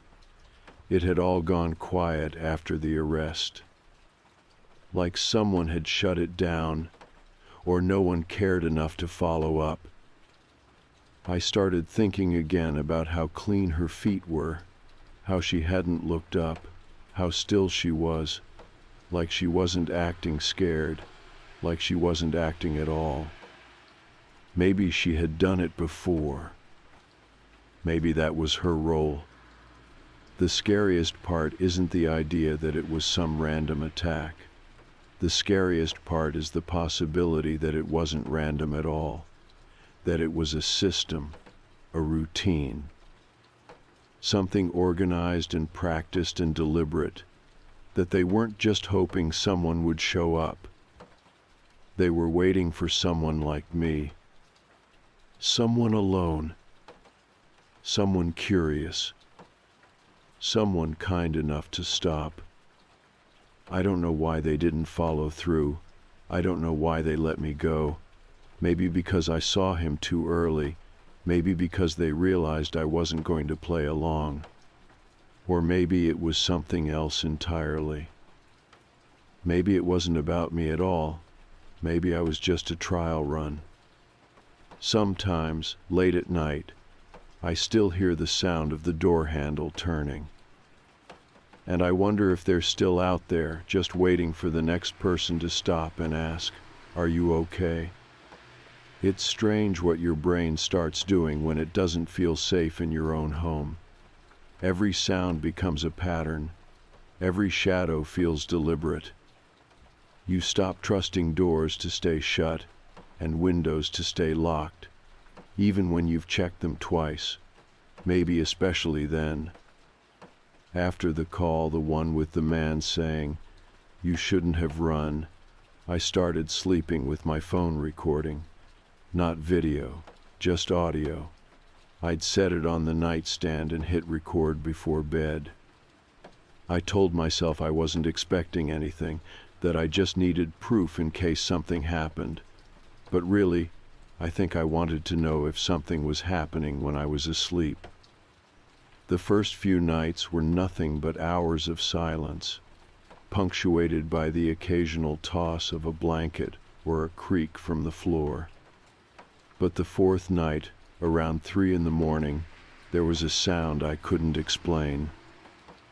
It was faint, barely louder than a whisper, but it was there. 3 slow knocks.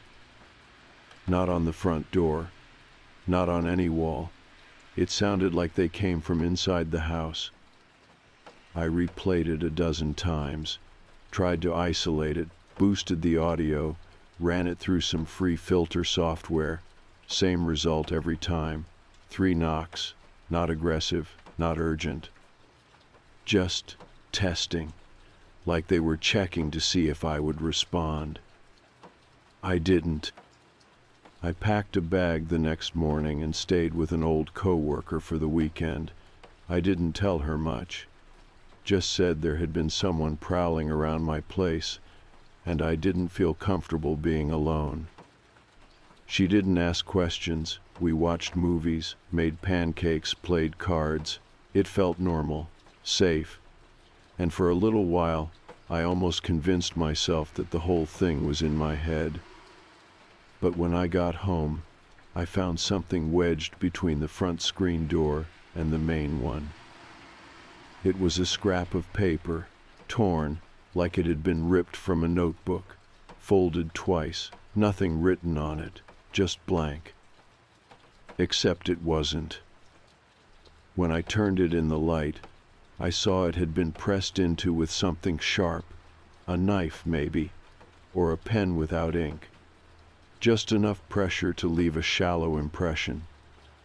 It said, "We wait." Not signed, not dated, just that, 2 words. I put the paper in a Ziploc bag and stored it in the freezer, mostly because I didn't know what else to do with it. I didn't want it out in the open, but I didn't want to throw it away either. That felt too final, like I might need it later. I stopped calling the police. It was clear they weren't going to do anything unless I had video of someone standing on my porch with a crowbar. And even then, maybe not. I get it in a way. I don't have a face. I don't have a license plate.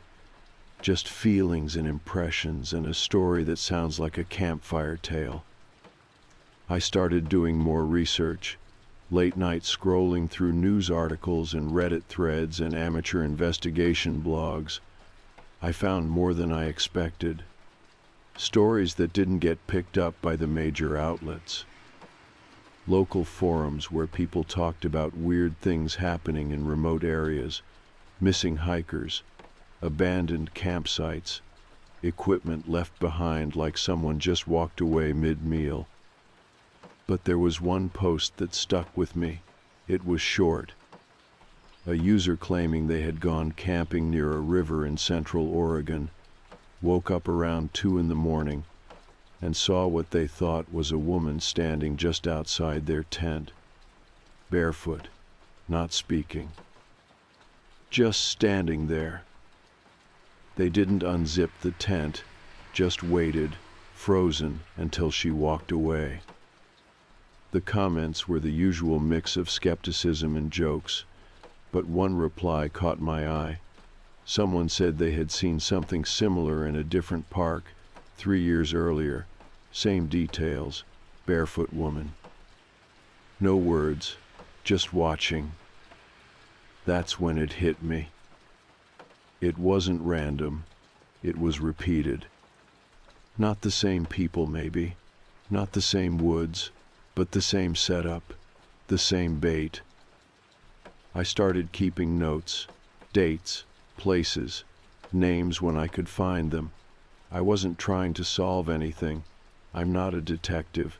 I just didn't want to feel powerless anymore.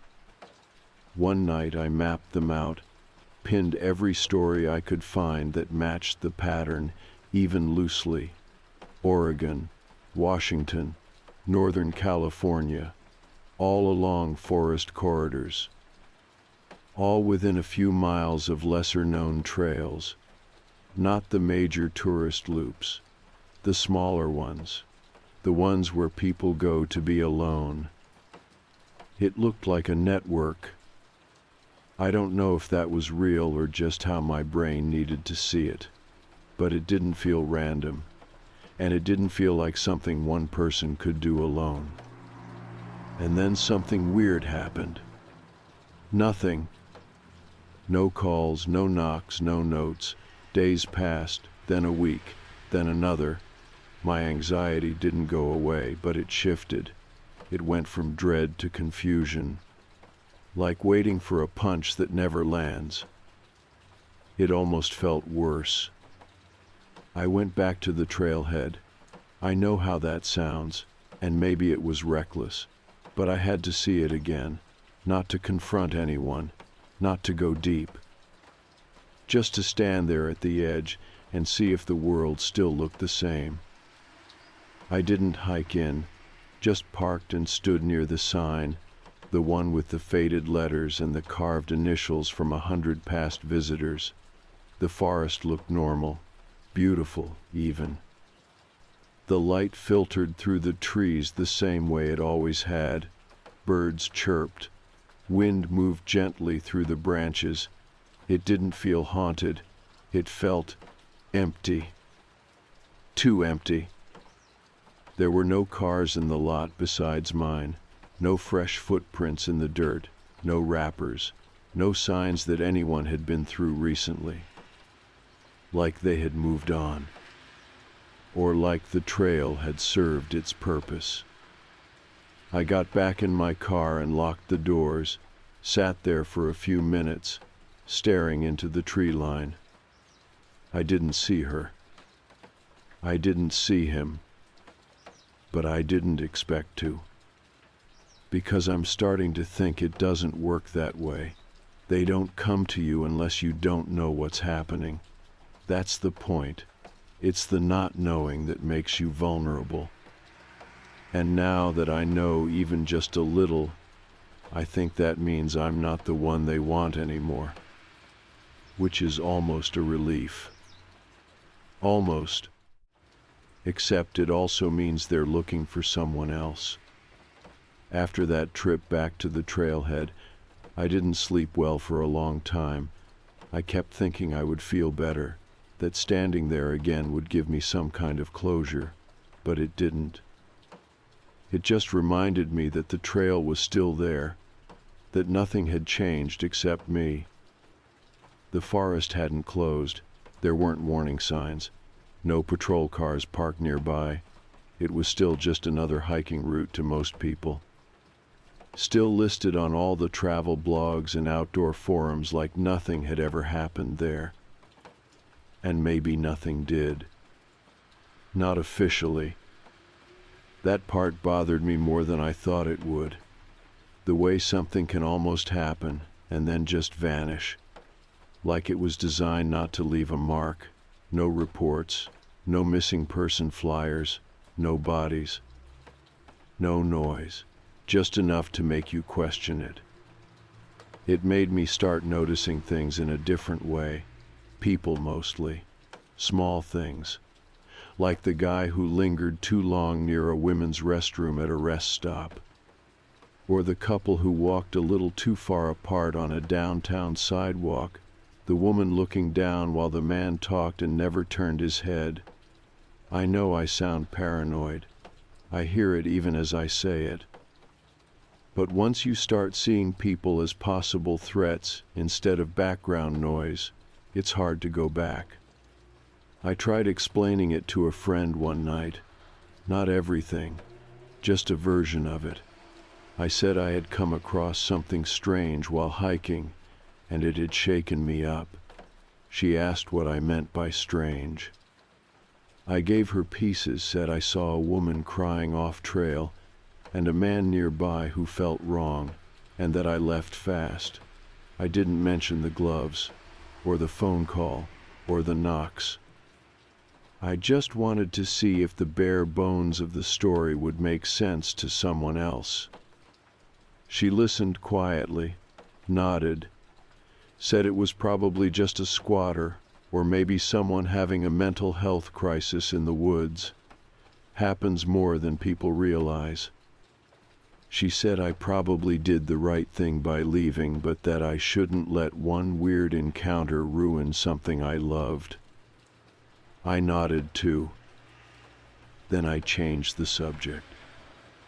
She meant well, but it was obvious she didn't really believe there was more to it, and maybe that's why this works. Because people don't expect others to lie in the dirt and wait behind logs with gloves on. Because we still give the benefit of the doubt when someone's crying alone. Because we assume in the best way that someone needs help and that we should offer it. And sometimes we're right. But sometimes we're not. I started locking everything at night in a kind of ritual, not just doors and windows. I would check under the bed, inside the closet, behind the shower curtain. I would look out the peephole for a full minute before I went to sleep, just standing there, listening. There were no more calls, no more knocks, no more notes. But I still didn't feel alone.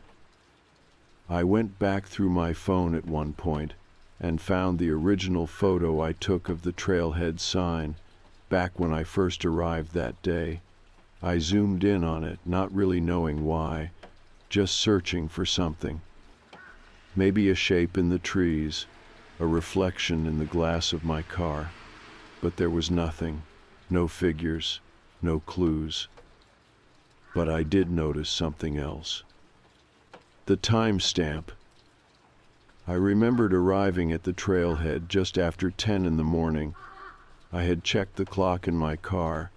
I remember thinking I had plenty of time before sundown, but the photo was marked 9:38. I checked the camera app settings, checked the system clock on my phone. Everything looked normal. So why was there a 30-minute gap?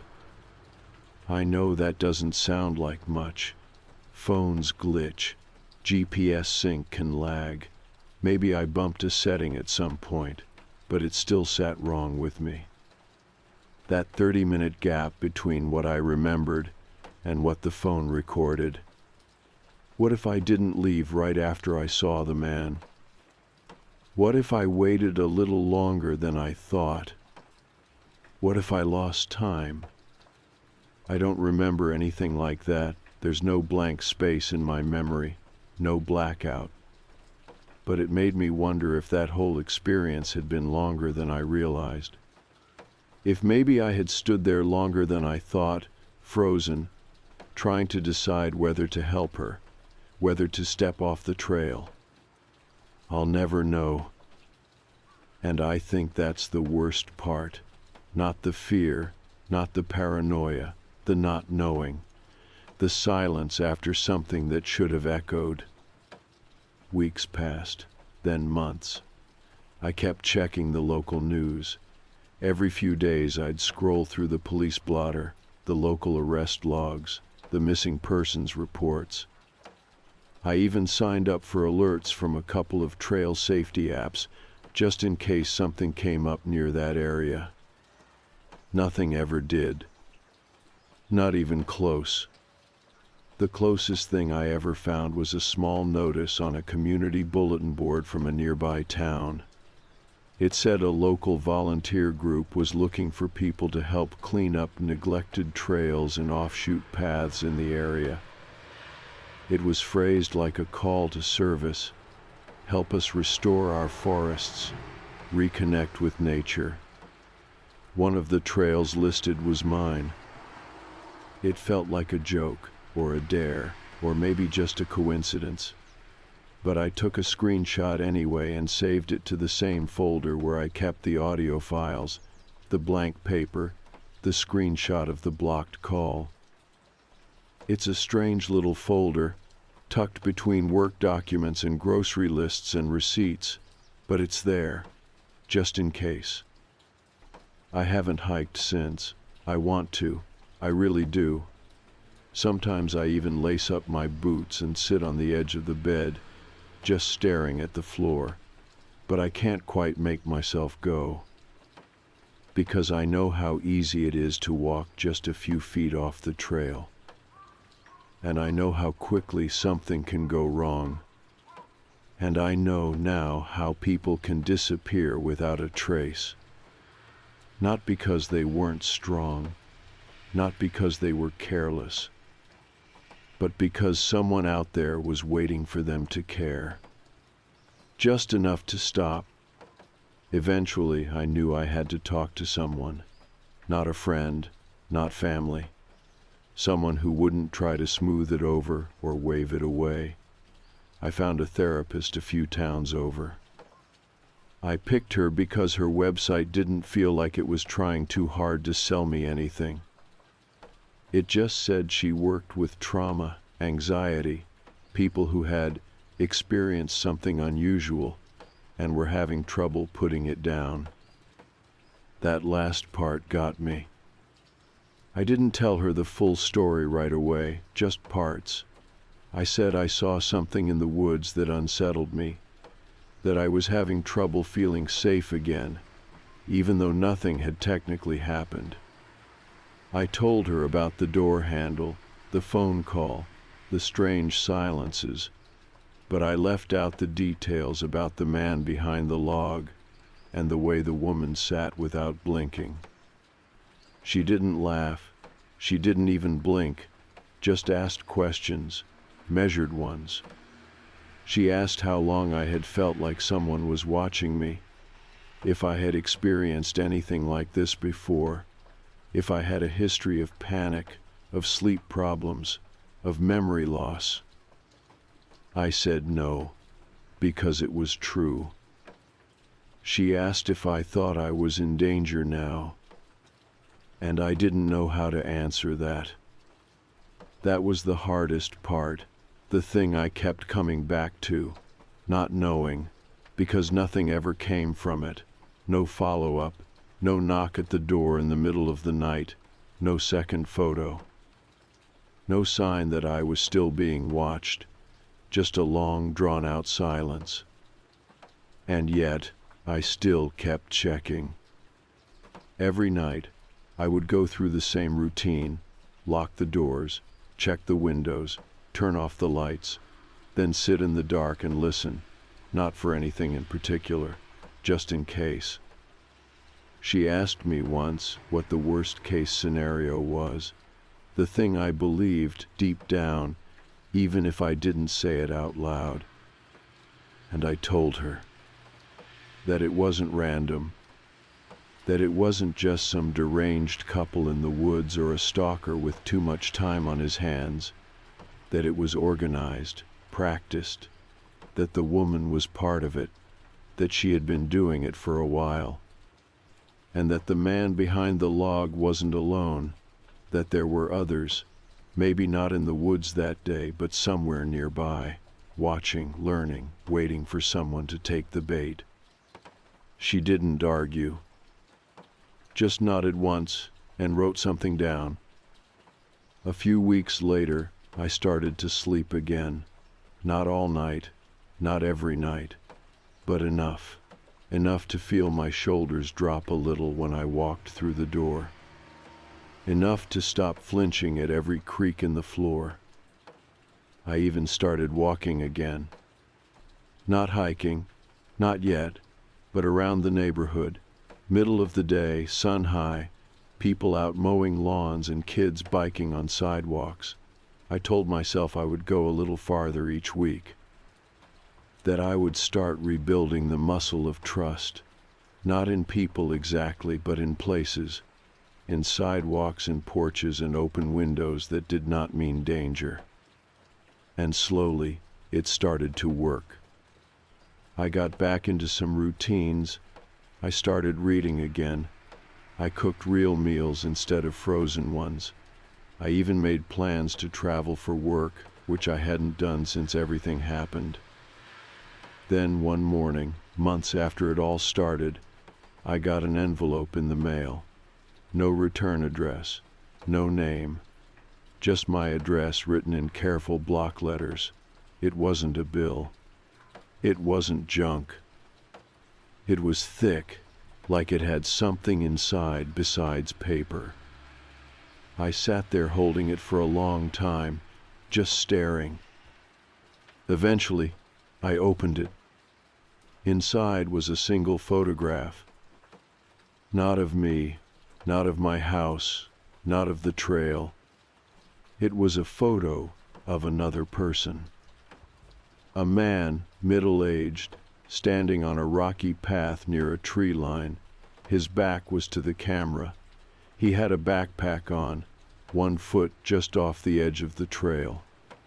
The kind of moment you catch right before someone disappears into the woods. On the back, someone had written a date. That date was 3 days ago.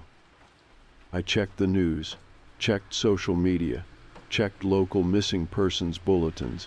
Nothing came up. No alerts, no calls for help, no family members posting his face on Facebook. No signs of anyone looking for him yet. But I knew what this was. I took the envelope to the police. I sat in the small beige room with a detective who looked more tired than suspicious. I told him everything. From the trail to the woman, to the man behind the log, to the phone call, the door handle, the note, the photograph. He took notes, asked me to leave the photo and envelope. He said they would look into it. And maybe they will. Maybe they won't.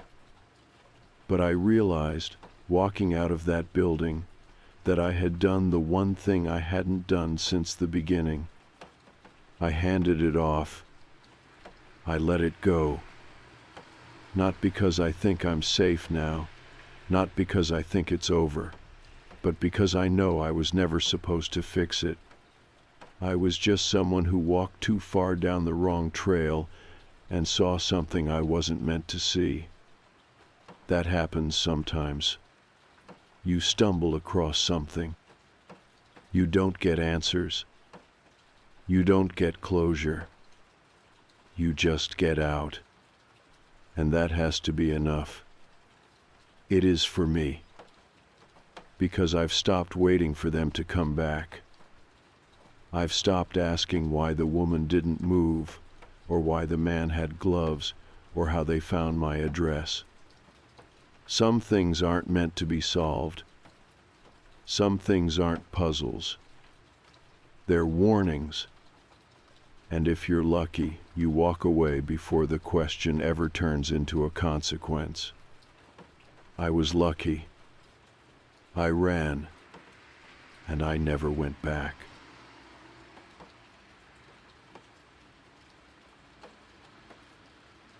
This is going to sound like I'm making it up for drama, but I swear I'm not.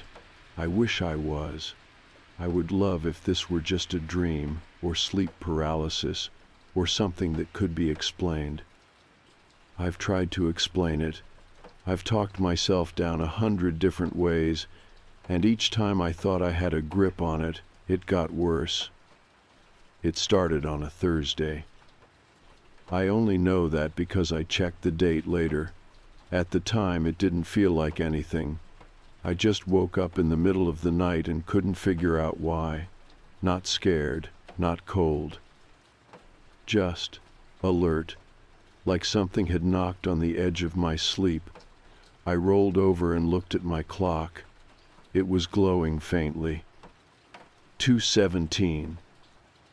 I remember that specifically because I thought it was weirdly specific. Not 2:30, not 2:15, just 2:17. I didn't hear anything, so I went back to sleep. Next night, same thing. Same hour, same minute, same weird snap into alertness. But this time I heard something. It was faint, not loud enough to be alarming, just odd, a soft tapping sound. The kind of thing you'd expect if a bird hit the glass once and then left, only it kept going. Tap, pause, tap, tap. Long pause, tap. I sat up and looked across the room. My bed faces the window. I've got thick curtains, blackout ones, the kind that make the room pitch dark in the mornings, but they were parted slightly in the middle, just enough to see the glass. And there was someone standing there, not looking in, not even facing me, just standing with their back to the window. Still, too still. I froze. Not dramatically, I didn't gasp or scream or anything, I just stopped moving completely. I stared so hard my eyes started to water. The figure wasn't tall, but not short either. Not bulky. Not skinny. Just a man, neutral, unmoving. He was standing maybe a foot from the glass. I watched for maybe 10 seconds. Then I blinked, and he was gone. No fade, no step away, just gone. I didn't sleep the rest of the night. When the sun came up, I opened the curtains and looked out. Nothing there. The garden looked normal. My bedroom is on the second floor, no balcony, no roof ledge, no tree branches nearby. The outside wall is just plain brick. I looked down at the grass, hoping to see footprints or mud or literally anything. Clean. I told my mom at breakfast. She laughed. Not in a mean way, just like it was one of those teenager with an overactive imagination moments. My dad barely looked up from his phone. I didn't push it. Next night, I stayed up. I didn't tell them that. I just waited, pretended to sleep. I set an alarm for 2:15 just in case, but I didn't need it. I was already wide awake when the tapping started. Same pattern, same sound, same second floor window, and he was there again. Same position, same back facing me, still as stone. His head was slightly tilted this time, like he was listening to something inside the room, not moving, just angled, like he could hear my breath. I didn't move. I didn't even blink. I waited. This time I grabbed my phone from under the pillow and started recording. I knew the video would be dark, but maybe I could catch something.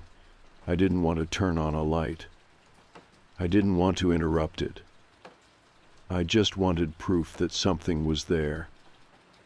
I recorded for maybe 2 minutes. Then I blinked, and he was gone again. The tapping had stopped, too. In the morning, I checked the video. All I could see was darkness. I scrubbed through the audio, faint clicks, but it could have been anything. The moment I blinked and he vanished, I swear I heard something like a low breath. But when I replayed it, I couldn't find the sound. I showed my dad. He didn't laugh. He watched the screen quietly, then asked what time it happened. I told him. 2:17. He nodded and got up. Didn't say anything else. Later that night, I heard him setting up the outside security camera. I watched him from the upstairs window. He mounted it on the back wall, pointing up at the window. When I asked what he was doing, he just said, "Let's find out." I thought maybe now we'd get somewhere. That night, I didn't stay up. I tried to sleep like normal. I woke up at 2:17 anyway. No tapping this time. I looked at the window, curtains still drawn, nothing moving. The silence felt heavy though, like something was just beyond it, holding its breath. In the morning, I came downstairs and found my dad in the living room, just sitting there with the camera feed on his laptop. He looked different, pale, angry, but not at me. Like something had changed behind his eyes. I asked what he saw. He didn't answer right away. Then he said, "It's not a man." That's all he said. I asked again, pushed, begged. He stood up and walked away. Half an hour later, he was outside with a toolbox, boarding up the window from the outside. He covered it with thick plywood, drilled straight into the brick. Then he came inside and did the same on the inside, hammered the boards over the frame until no light came through.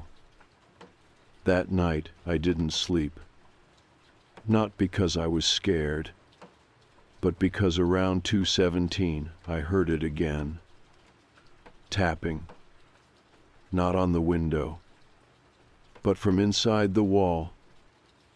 The tapping didn't stop, not after the window was boarded up. It just moved. First, it was faint, like it didn't quite know where to go. It sounded like someone trying to knock through layers of insulation. Then it got more focused, sharper. It came from the inside wall, the one beside my bed, where the window used to be. Not loud. Just enough to wake me, just enough to remind me it was still there. I didn't tell anyone for a few days. I didn't want to give it attention. I kept trying to pretend it was over, that maybe it was just some weird mechanical echo or something stupid like pipes shifting. But pipes don't tap in perfect rhythm. Pipes don't come at exactly 2:17 in the morning, every night, without fail. I stopped sleeping properly. My parents didn't ask why. My dad barely looked at me anymore. He went quiet after the camera. He kept to himself. He wouldn't talk about what he saw. Every time I brought it up, his jaw would set like he was trying to hold something in. My mom still acted like it wasn't a big deal. I think she was trying to protect me in her own way. Trying to hold on to some version of normal. But you can't pretend things are fine when the walls are tapping in the middle of the night. One evening I came home from school and found my dad in the garage. He was going through old boxes, pulling out tools, wiring, things I hadn't seen him touch in years. I asked him what he was doing, and he just muttered something about making sure. I didn't press him, but that night I noticed a small black box had been mounted near the top of my door frame. Tucked in, almost hidden, motion sensor. He had wired it into the hallway lighting system, and it triggered a soft red glow any time someone walked past. Except it didn't light up when I stood in front of it. It only ever turned on at night, at 2:17. It was small things like that, little changes, quiet signs that my dad believed me now, maybe even more than I did, but he didn't want to say it out loud. Like if he kept it all in his head, it couldn't get worse. But I could feel it pressing in on all of us. My room felt smaller, thicker, like the air near that boarded-up window was denser than the rest. Like whatever used to stand outside had found a way to stay close. Then the dreams started. At first, they were just flashes, a shape at the end of the hall, a tapping sound coming from under the bed. Once, I dreamed I was lying in my room and the tapping wasn't at the window or the wall, but from underneath the floorboards, rhythmic, like someone trying to sound out a pattern. When I woke up, I was soaked in sweat, and my feet were freezing cold. I looked down and the blanket was bunched near my waist, like it had been pulled down, not kicked, pulled. The next night, I woke up at 2:17 again. The tapping was gone. That should have made me feel better. But the silence was worse, because silence doesn't mean it's over. Silence means it's waiting. I stared at the boarded-up window, then turned toward the wall. That's when I saw it. There was a crack, small, running between the edge of the panel and the drywall. It hadn't been there before. A thin, dark line. When I leaned closer, I saw something behind it. Movement. Like shifting shadows. I told myself it was just a trick of the light, just my eyes adjusting, but then I leaned in further and heard something. Breathing. Not mine, not my parents'. Something deep, slow, like someone sleeping behind the wall. I didn't scream. I just backed away, got under the covers, and stayed absolutely still.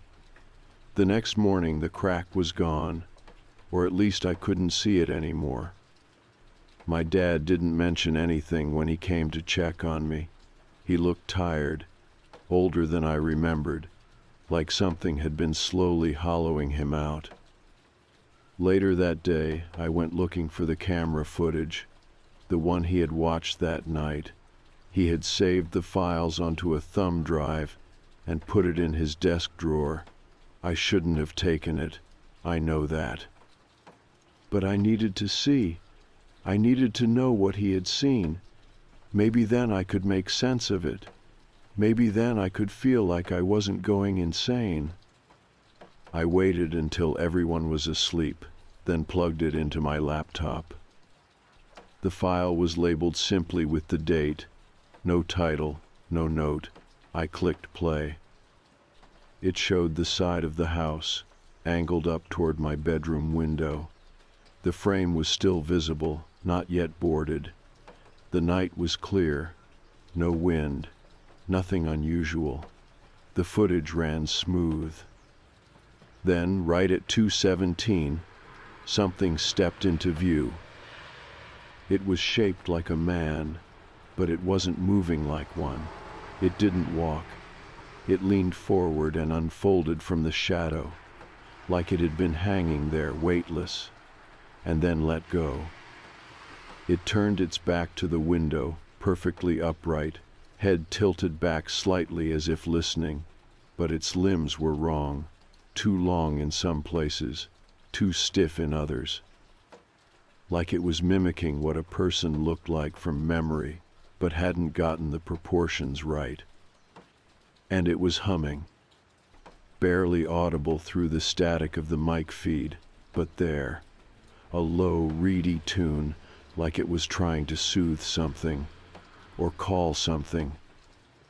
It stood there for over 10 minutes, completely still. Then the feed glitched, just once, a flicker. And when it came back, it was gone. I closed the file. I didn't sleep that night. The next morning, I didn't mention the footage to anyone.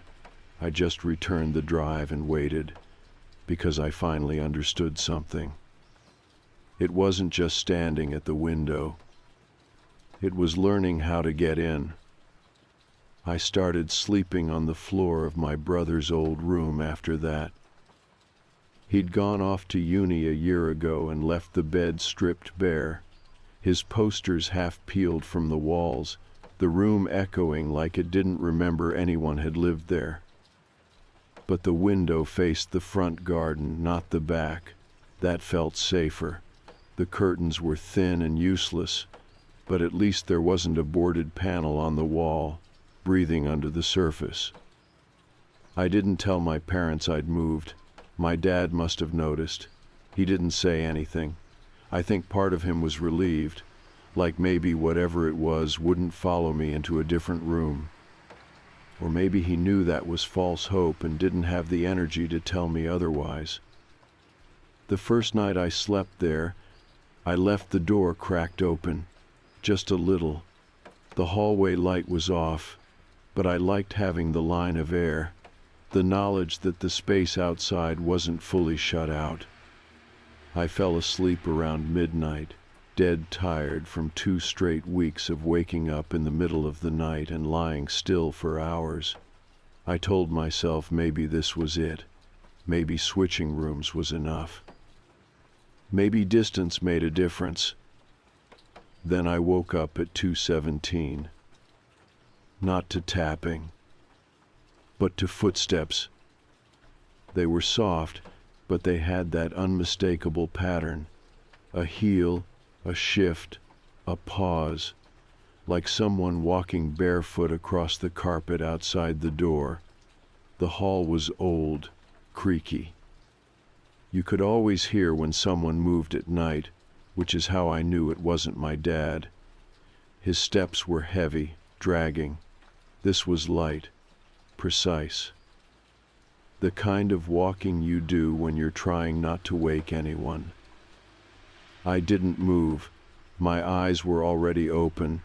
The door was still cracked, just a sliver. And in that sliver, I saw something stop outside the room. No breathing, no shadows, just stillness. It stayed there for a long time. Too long. Then the light changed, very slightly, like someone moved their hand in front of a lamp. Just a flicker, a small interruption, and then the sound started. It was faint, almost like humming again, but not a tune this time. More like a low murmuring, words maybe, but in a language I didn't know, the cadence of something repeated, learned, not spoken for the first time. It made my skin crawl. Then the crack in the door darkened. Something leaned into it. No face, just a shape. I couldn't see features, just the idea of something staring. I shut my eyes. Not because I thought it would go away, but because I didn't want to know what it would do if it saw me looking back. Eventually the sound stopped. When I opened my eyes again, the hall was empty. No footsteps walking away, just gone. The next morning, I went to the kitchen and found my dad already there. He was drinking his coffee in silence, staring out the window like he was watching for something. He looked worse, pale, exhausted. I asked if he'd heard anything last night. He didn't answer at first. Then he said he'd woken up around the same time, said the hallway light had flickered, nothing more. He wouldn't look at me. We ate breakfast in silence. After that, I started keeping a notebook. Not because I thought it would help, but because I needed something to give the nights shape. If I could write it down, maybe I could understand it. Maybe I could find a pattern. Every night, I jotted down what time I woke up, what I heard, what I saw.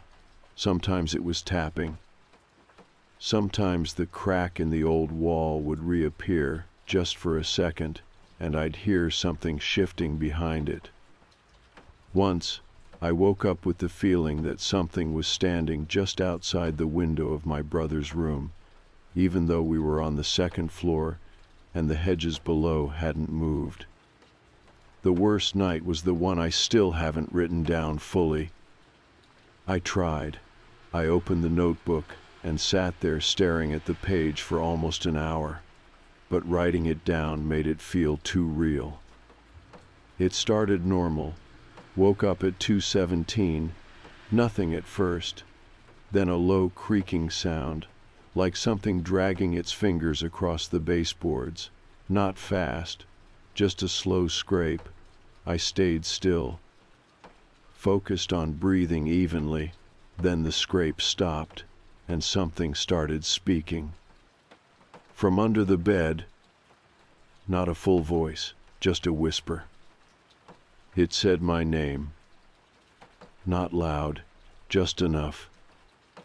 The kind of whisper that feels like it's right next to your skin. I didn't move, I didn't even cry, I just waited. It stopped after maybe a minute. The next morning, when I finally got the courage to check, there was nothing there. But the edge of the carpet was folded back, like someone had peeled it away and then flattened it down again. After that, I stopped sleeping upstairs. I moved into the lounge, brought my blanket and pillow, told my parents it was just a phase, that I couldn't sleep near the old room. My mum finally admitted it creeped her out too. Said she'd started hearing things from the wall late at night. Said she'd seen my dad standing in the hallway once, just staring at the boarded-up window, not moving, not blinking. When she asked what he was doing, he didn't answer. She thought he was asleep. Sleepwalking, maybe. But when she mentioned it later, he didn't remember. She told me all this in a whisper, like the house was listening. I asked if she thought we should leave. She said quietly that it might already be too late. That's when I knew she'd heard it too. The whisper. Her name. Coming from inside the walls. There was a day, about a week after I moved into the lounge, where I finally asked him directly. My dad, I mean. I waited until we were alone, which wasn't easy anymore. He didn't spend much time in the open parts of the house. He'd wake early, leave for errands that took all day, then come back after dark and disappear into the garage or his study. He barely touched his dinner. He looked thinner.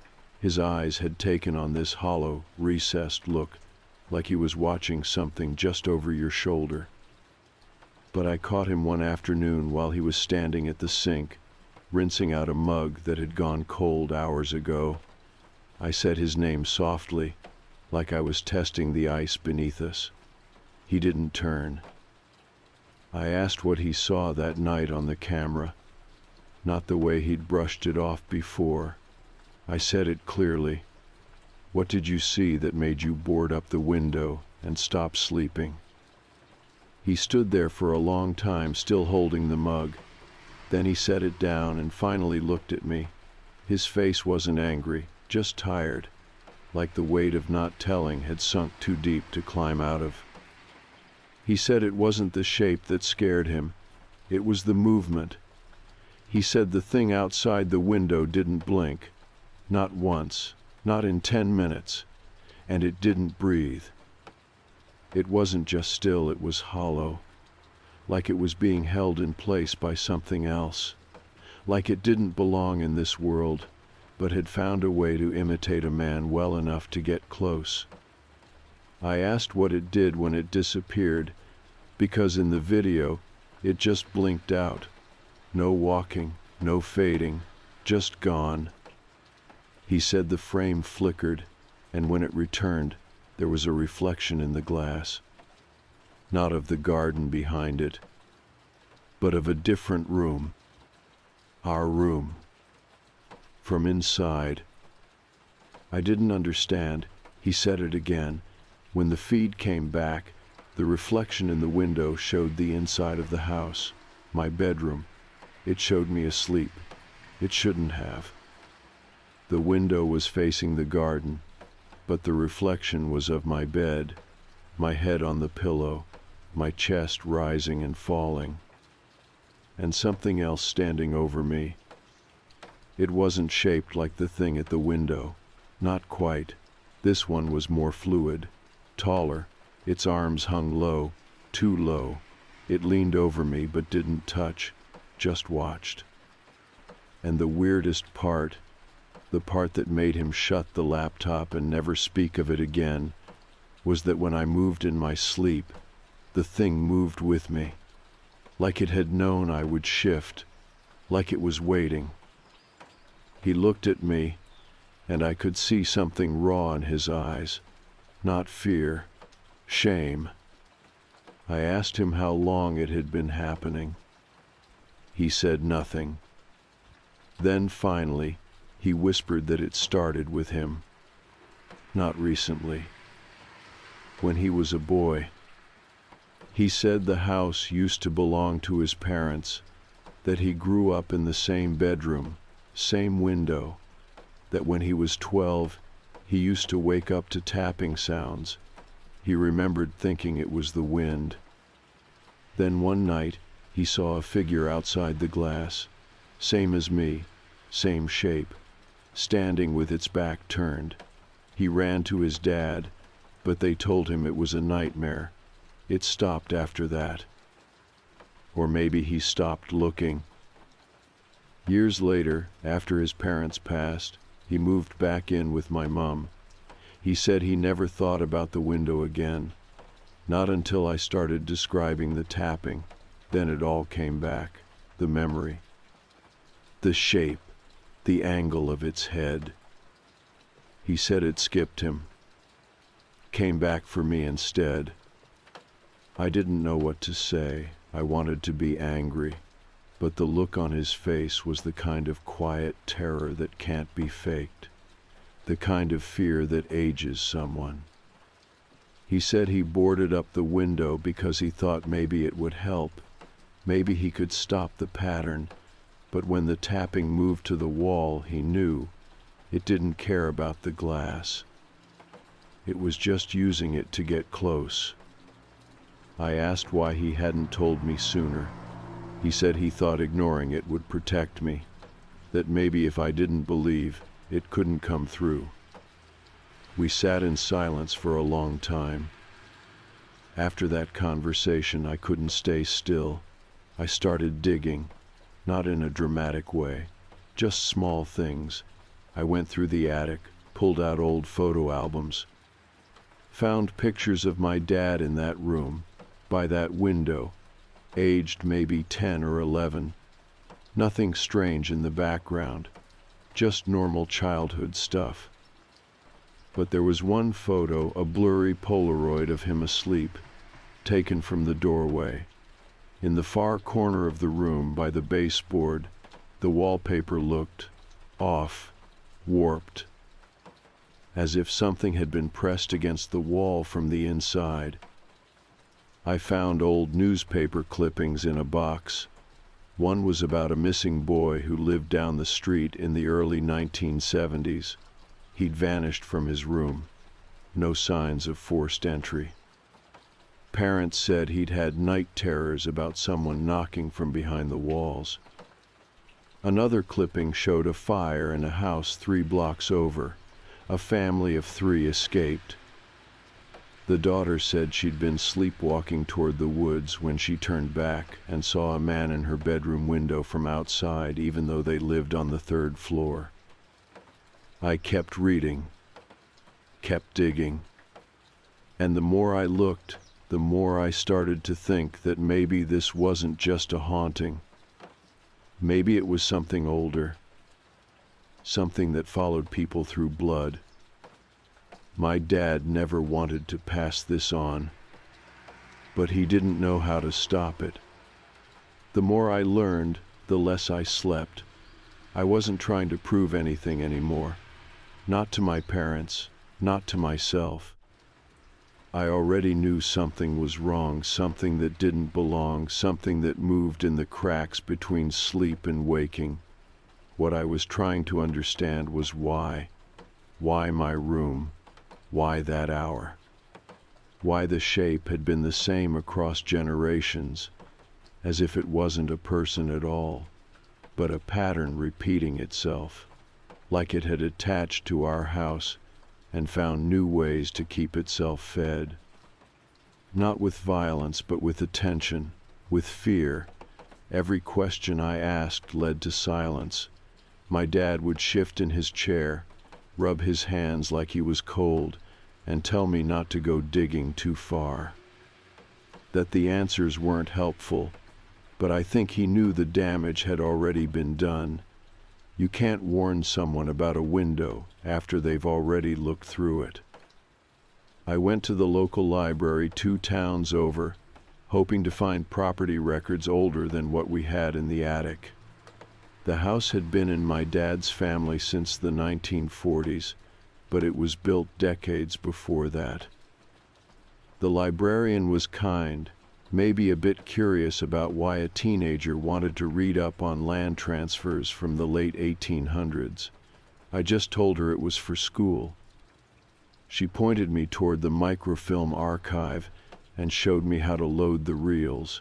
It was slow work, frame by frame, but something about that quiet hum of the machine made it easier to focus. Like I was tuning the world out while looking for the one thread that might explain what had slipped into our walls. I found an entry from the year 1897, a death notice, no obituary, just a brief line in the corner of a local paper, almost like it had been added at the last minute. The boy's name was Thomas Eldridge, age 12, died at home, no known illness. The article didn't say much else, but there was a line that made my chest tighten. Found unresponsive near the eastern wall of the second-floor bedroom, which the family had boarded shut in previous winters due to persistent drafts and unusual settling noises. It was the exact wall my dad had sealed. That couldn't be a coincidence. I kept going. More articles, more names. Over the next 30 years, 3 more children from that street died in their homes, all aged between 10 and 13. All recorded as unexplained sudden deaths, no injuries, no illness. Each time the obituary mentioned sleep, that they'd passed in their beds. One parent had been quoted in a longer article. She described a feeling of heaviness in the house, said her son had complained of hearing someone calling his name through the walls. She said they'd told him it was a dream. I left the library with copies of every article I could get. It wasn't hard to hide them from my parents. They were barely speaking to each other by that point. My mom had started sleeping in the spare room, the one closest to the stairs. She kept a lamp on all night. My dad had gone further inward, locking his office door when he was inside and leaving it locked even when he wasn't. I heard him pacing some nights. Not frantic, just slow and steady, like he was counting something with each step. I asked if he was okay. He said yes, but he didn't meet my eyes when he said it. That week, I started to hear the tapping again. Even in the lounge, even through the floor. It wasn't like before, though. It wasn't just a warning. It felt like a check-in, like something was making sure I hadn't forgotten. And when I started sleeping with the light on, it moved. First to the hallway, then to the boiler closet, then to the air vent near the baseboard. It was patient, never loud, just persistent. One night, I heard the hallway floor creak and opened my eyes just in time to see my dad standing outside the lounge doorway. He wasn't looking at me. He was looking down the hall, still, staring. When I whispered his name, he turned slowly and walked away without saying anything. The next morning, he was gone. No note, no text. His keys were on the table, his car still in the drive. My mom called the police after 24 hours, filed a report, said maybe he'd had a breakdown, maybe the stress had finally snapped something in him, but I knew better. I think she did too. That night, the hallway light didn't turn on like it usually did. I checked the sensor. It hadn't been tripped, but when I walked past it, the red light didn't come on for me either. Like it no longer cared if I was awake. It already knew. I tried watching the camera footage again, the old files, hoping to find something I'd missed, a clue. But when I opened the folder, every file had been renamed, not deleted, just retitled. Each one now had a date not from the past, but from the future. 6 entries, 6 nights. The final one was dated 6 days from now. The folder was locked. I couldn't open them. I went to my dad's office, picked the lock the way he used to show me when I was little, back when I thought safe-cracking was a fun trick and not a necessary skill. The room was empty, no papers, no books, just a notebook on the desk. One page was open. It had only 2 lines written in his handwriting.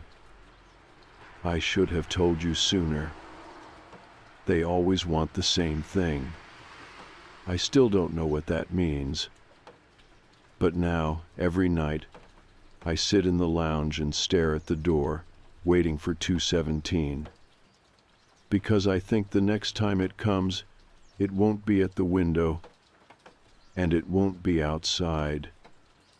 It'll be here, already inside the walls. The night it ended wasn't dramatic. I want to be clear about that. There was no screaming, no explosion of noise, no final confrontation that wrapped everything in a bow. That's not how real fear works. It doesn't announce itself when it's finished. It just lets go. After dragging you across its floor for long enough, it opens the door and steps aside, and all that's left is the silence you crawl back into. It was the 6th night. The last file name on the drive, the one with the future date. I'd spent the entire day on edge, stomach too tight to eat, skin feeling too small for my body. I didn't know what to expect. I'd seen enough to understand that whatever this thing was, it didn't operate by the rules of time or physics or even presence. It was memory. It was repetition. A thing that fed not just on attention, but on routine, on predictability. My room at 217, my dad's window as a child. The generational echo of someone who wakes in the night, hears a sound, and looks toward something they shouldn't. I didn't go to sleep that night. I didn't even try. I sat in the lounge with every light on, the curtains drawn, the front door locked 3 different ways, and waited. I had the notebook on my lap. My dad's words written at the top of the page. They always want the same thing. I didn't know what that meant until later, until I understood what the house had been hiding all along. At exactly 2:17, the hallway light turned off. Not flickered, not dimmed, just cut, dead. Then I heard the door at the end of the hall creak, the one to my old room, the one that had been shut since the day the boards went up. I hadn't touched that door since my dad disappeared. It still had dust around the edges, still had his tools leaned against the wall beside it, like he was planning to go back in, but never did. I stood up and walked toward it. Each step felt like it was being measured, not by me, by it, like it had been waiting for me to decide, like the act of walking toward that door was what it had been watching for this whole time. I reached the knob and paused. It wasn't cold, just heavy. When I turned it, it opened too easily. No resistance. No creak. Inside, the room was untouched, dark, but the kind of dark that doesn't feel natural, like the shadows are thicker in certain corners, drawn there by something old. The boards were still on the window, but the wall beside it, the one I had seen the crack in now, had a mark.